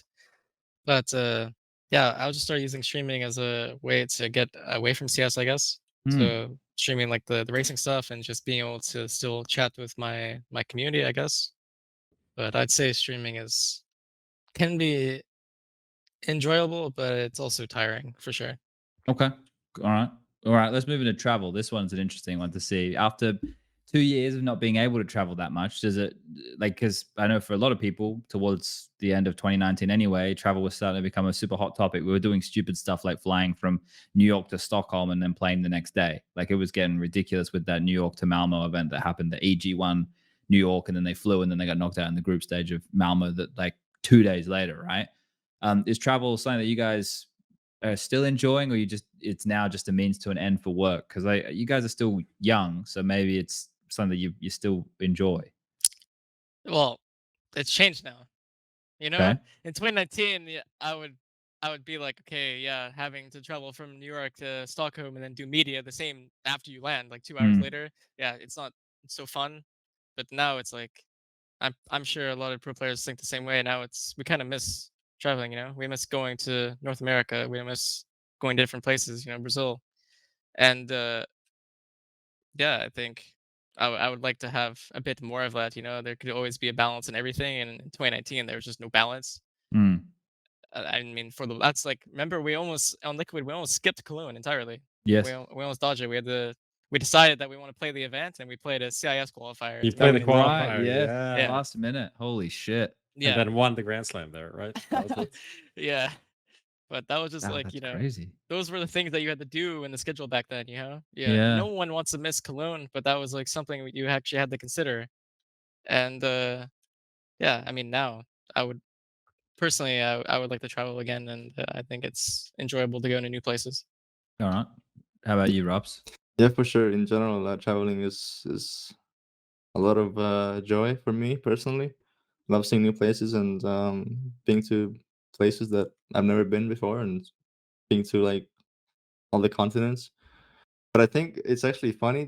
I would say for players, there's two types of travel. One is when you have a good tournament, and one is when you have a bad tournament. Because if you have a bad tournament, you're gonna be depressed as fuck on that flight home. But when you win a tournament, you're gonna be like, I can't wait to get on the next flight to Yeah. the next tournament. You know, so Yeah. like there's two types of travel for players for sure. Bit of a catch-22 in some cases there. Okay. Competing. I feel this one is pretty simple. I feel that we should all know the answer to this one. This is what it's all about, right? This is the bit where you know you wake up in the morning of and you have the butterflies in the stomach and you can't wait to get out there. So am I right in thinking, boys, this is exciting? It's full excitement. Yeah. Always. But this is the thing you live for, though, right? Yeah, of course. That's why we wake up and we play the game every day. So We love it. But to get that opportunity again now, right? After knowing that we had that 2-year hiatus, does it taste like that little bit sweeter? Like knowing that we had it and back then we probably didn't take it for everything we should have, and now you have it again. Does it have a bit more focus these days?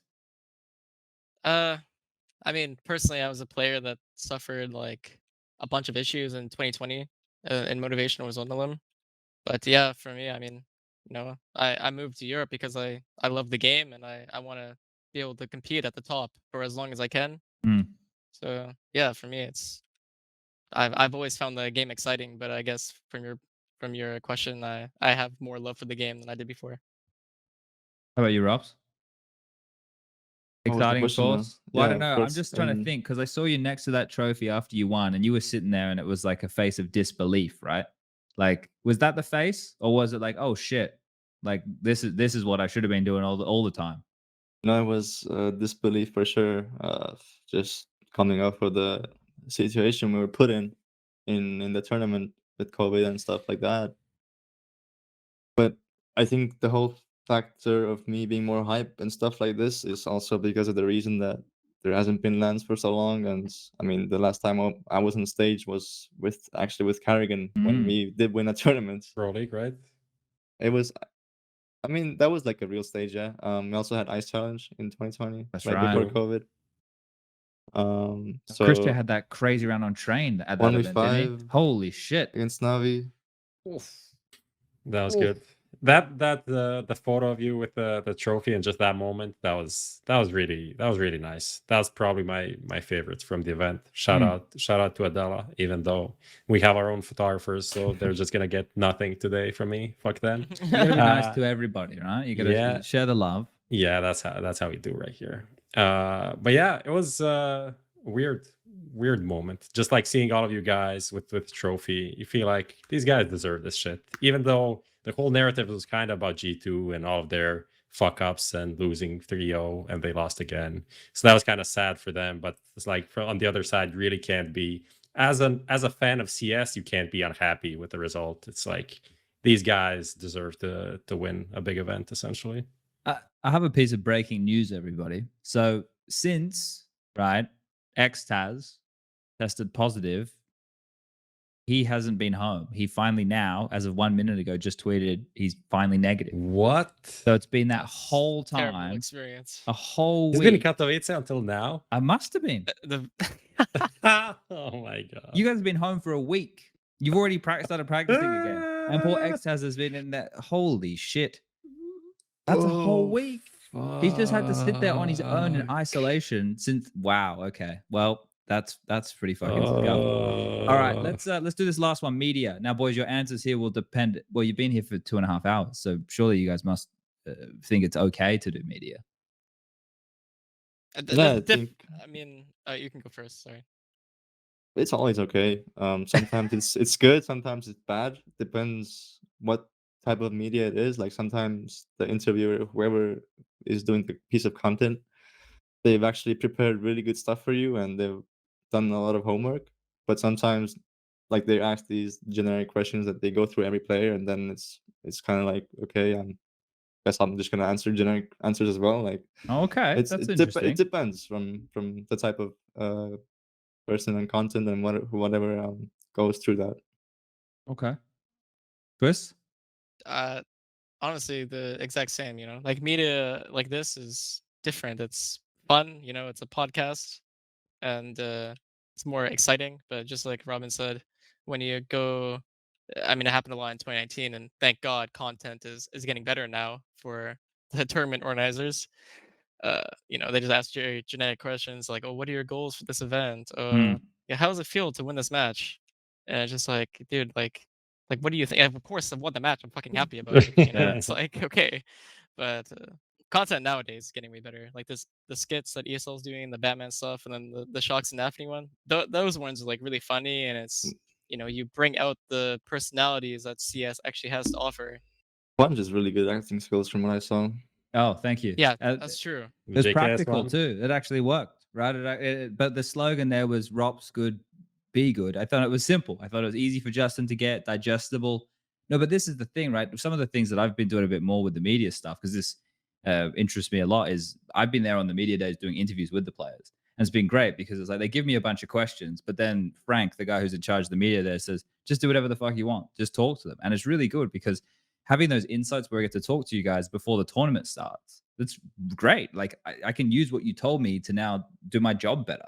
It's actually really good. Like we get a nice relationship going on where everybody wins. You guys actually get to, like, ropz, I know it was late. It was during IEM winter, right? And there was a bit of a fucking delay that happened with it, but you did that SSD setup with Machine, right? I don't know if it's out there yet. I don't know if they've released it yet. I think they forgot about it. No, well, I know that Leaked.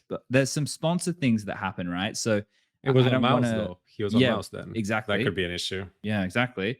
So there's certain things like that are kind of like either holding it up for one reason or another. But that type of content, like, did you enjoy do something like that where you could, just talk through your process of what you do? Yeah, definitely, because that was very personal, and it was like down to earth. Like it was all about this certain topic and this certain player. Like it wasn't anything generic. Mm. Like that type of content, I think does way better for everyone in terms of viewership, the players' opinions about media and stuff like this. Yeah, I mean, Yeah, yeah, go, Prof. I have my own thoughts just about just press media in general and things that happen at big events, but I'm just curious about that side from your experiences, because there are like some tournament organizers that do like one-on-ones. They just organize, you put in a request, and then depending on who's available, you get someone. Then there are like press conferences and like online press conferences. Like, is there something that you think is really not that good overall from your experience?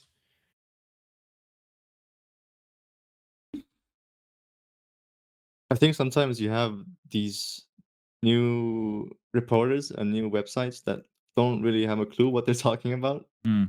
and then Yes. it's kind of hard to give them an answer to their question, because it doesn't really make sense what they're asking. So maybe, I don't know, it could be that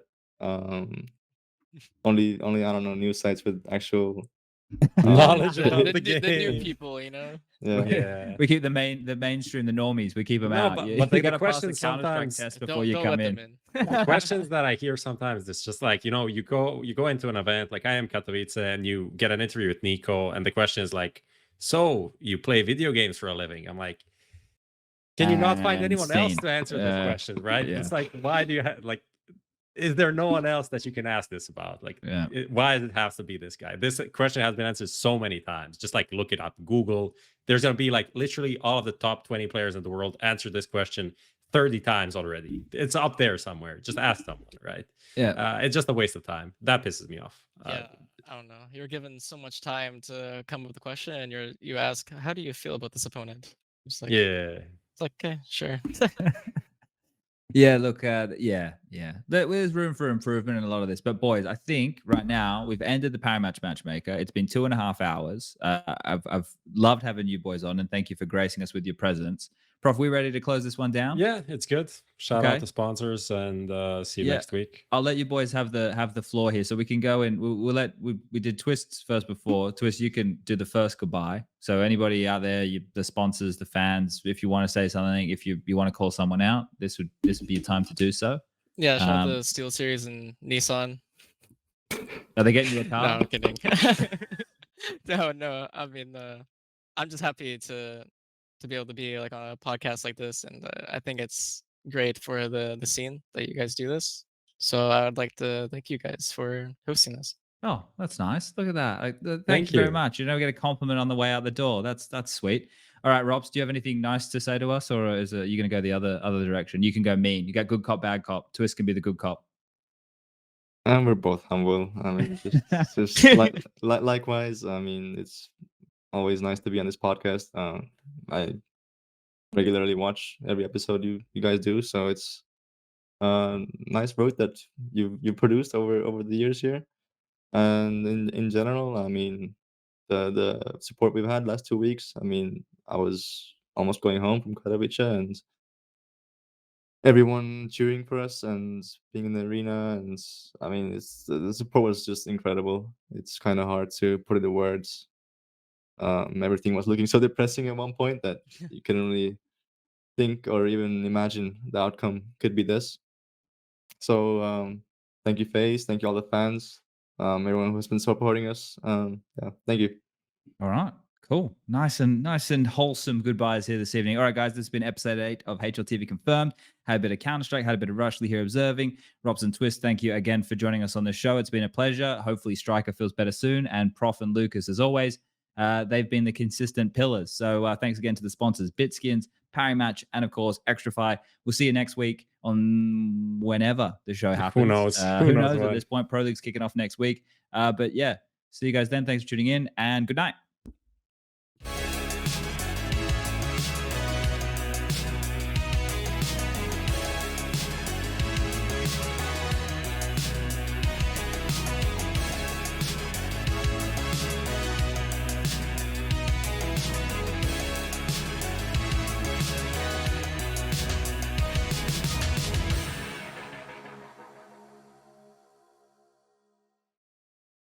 Add some fun to your space with Xtrfy, designed in Sweden with focus on quality products built on experience. You're looking at Project 4, their 4th generation of products with super cool colorways to stand out, with matching sets to satisfy with a solid B4 bungee, lightweight ergonomic M4 mouse, the K4 keyboard is fantastic, all of which are performance focused, and finish it off with colorful GP4 mouse mats that are bold in design and smooth on the surface. The retro theme in particular has got the feels. Complete your setup with Xtrfy. No regrets guaranteed.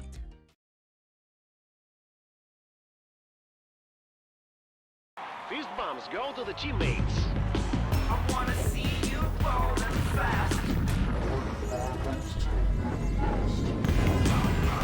Win the round. Win the game. Parry Match, your esports teammate. Stuck ranking up? Lost the motivation to grind? Bored of clicking heads on aim maps? Get some color into your game. Bitskins.com. Buying and selling skins made easy. Tons of payment methods and instant cash outs. Just choose your dream skins, select your preferred payment method, and start grinding again. If you want to play like the pros, you gotta look like the pros.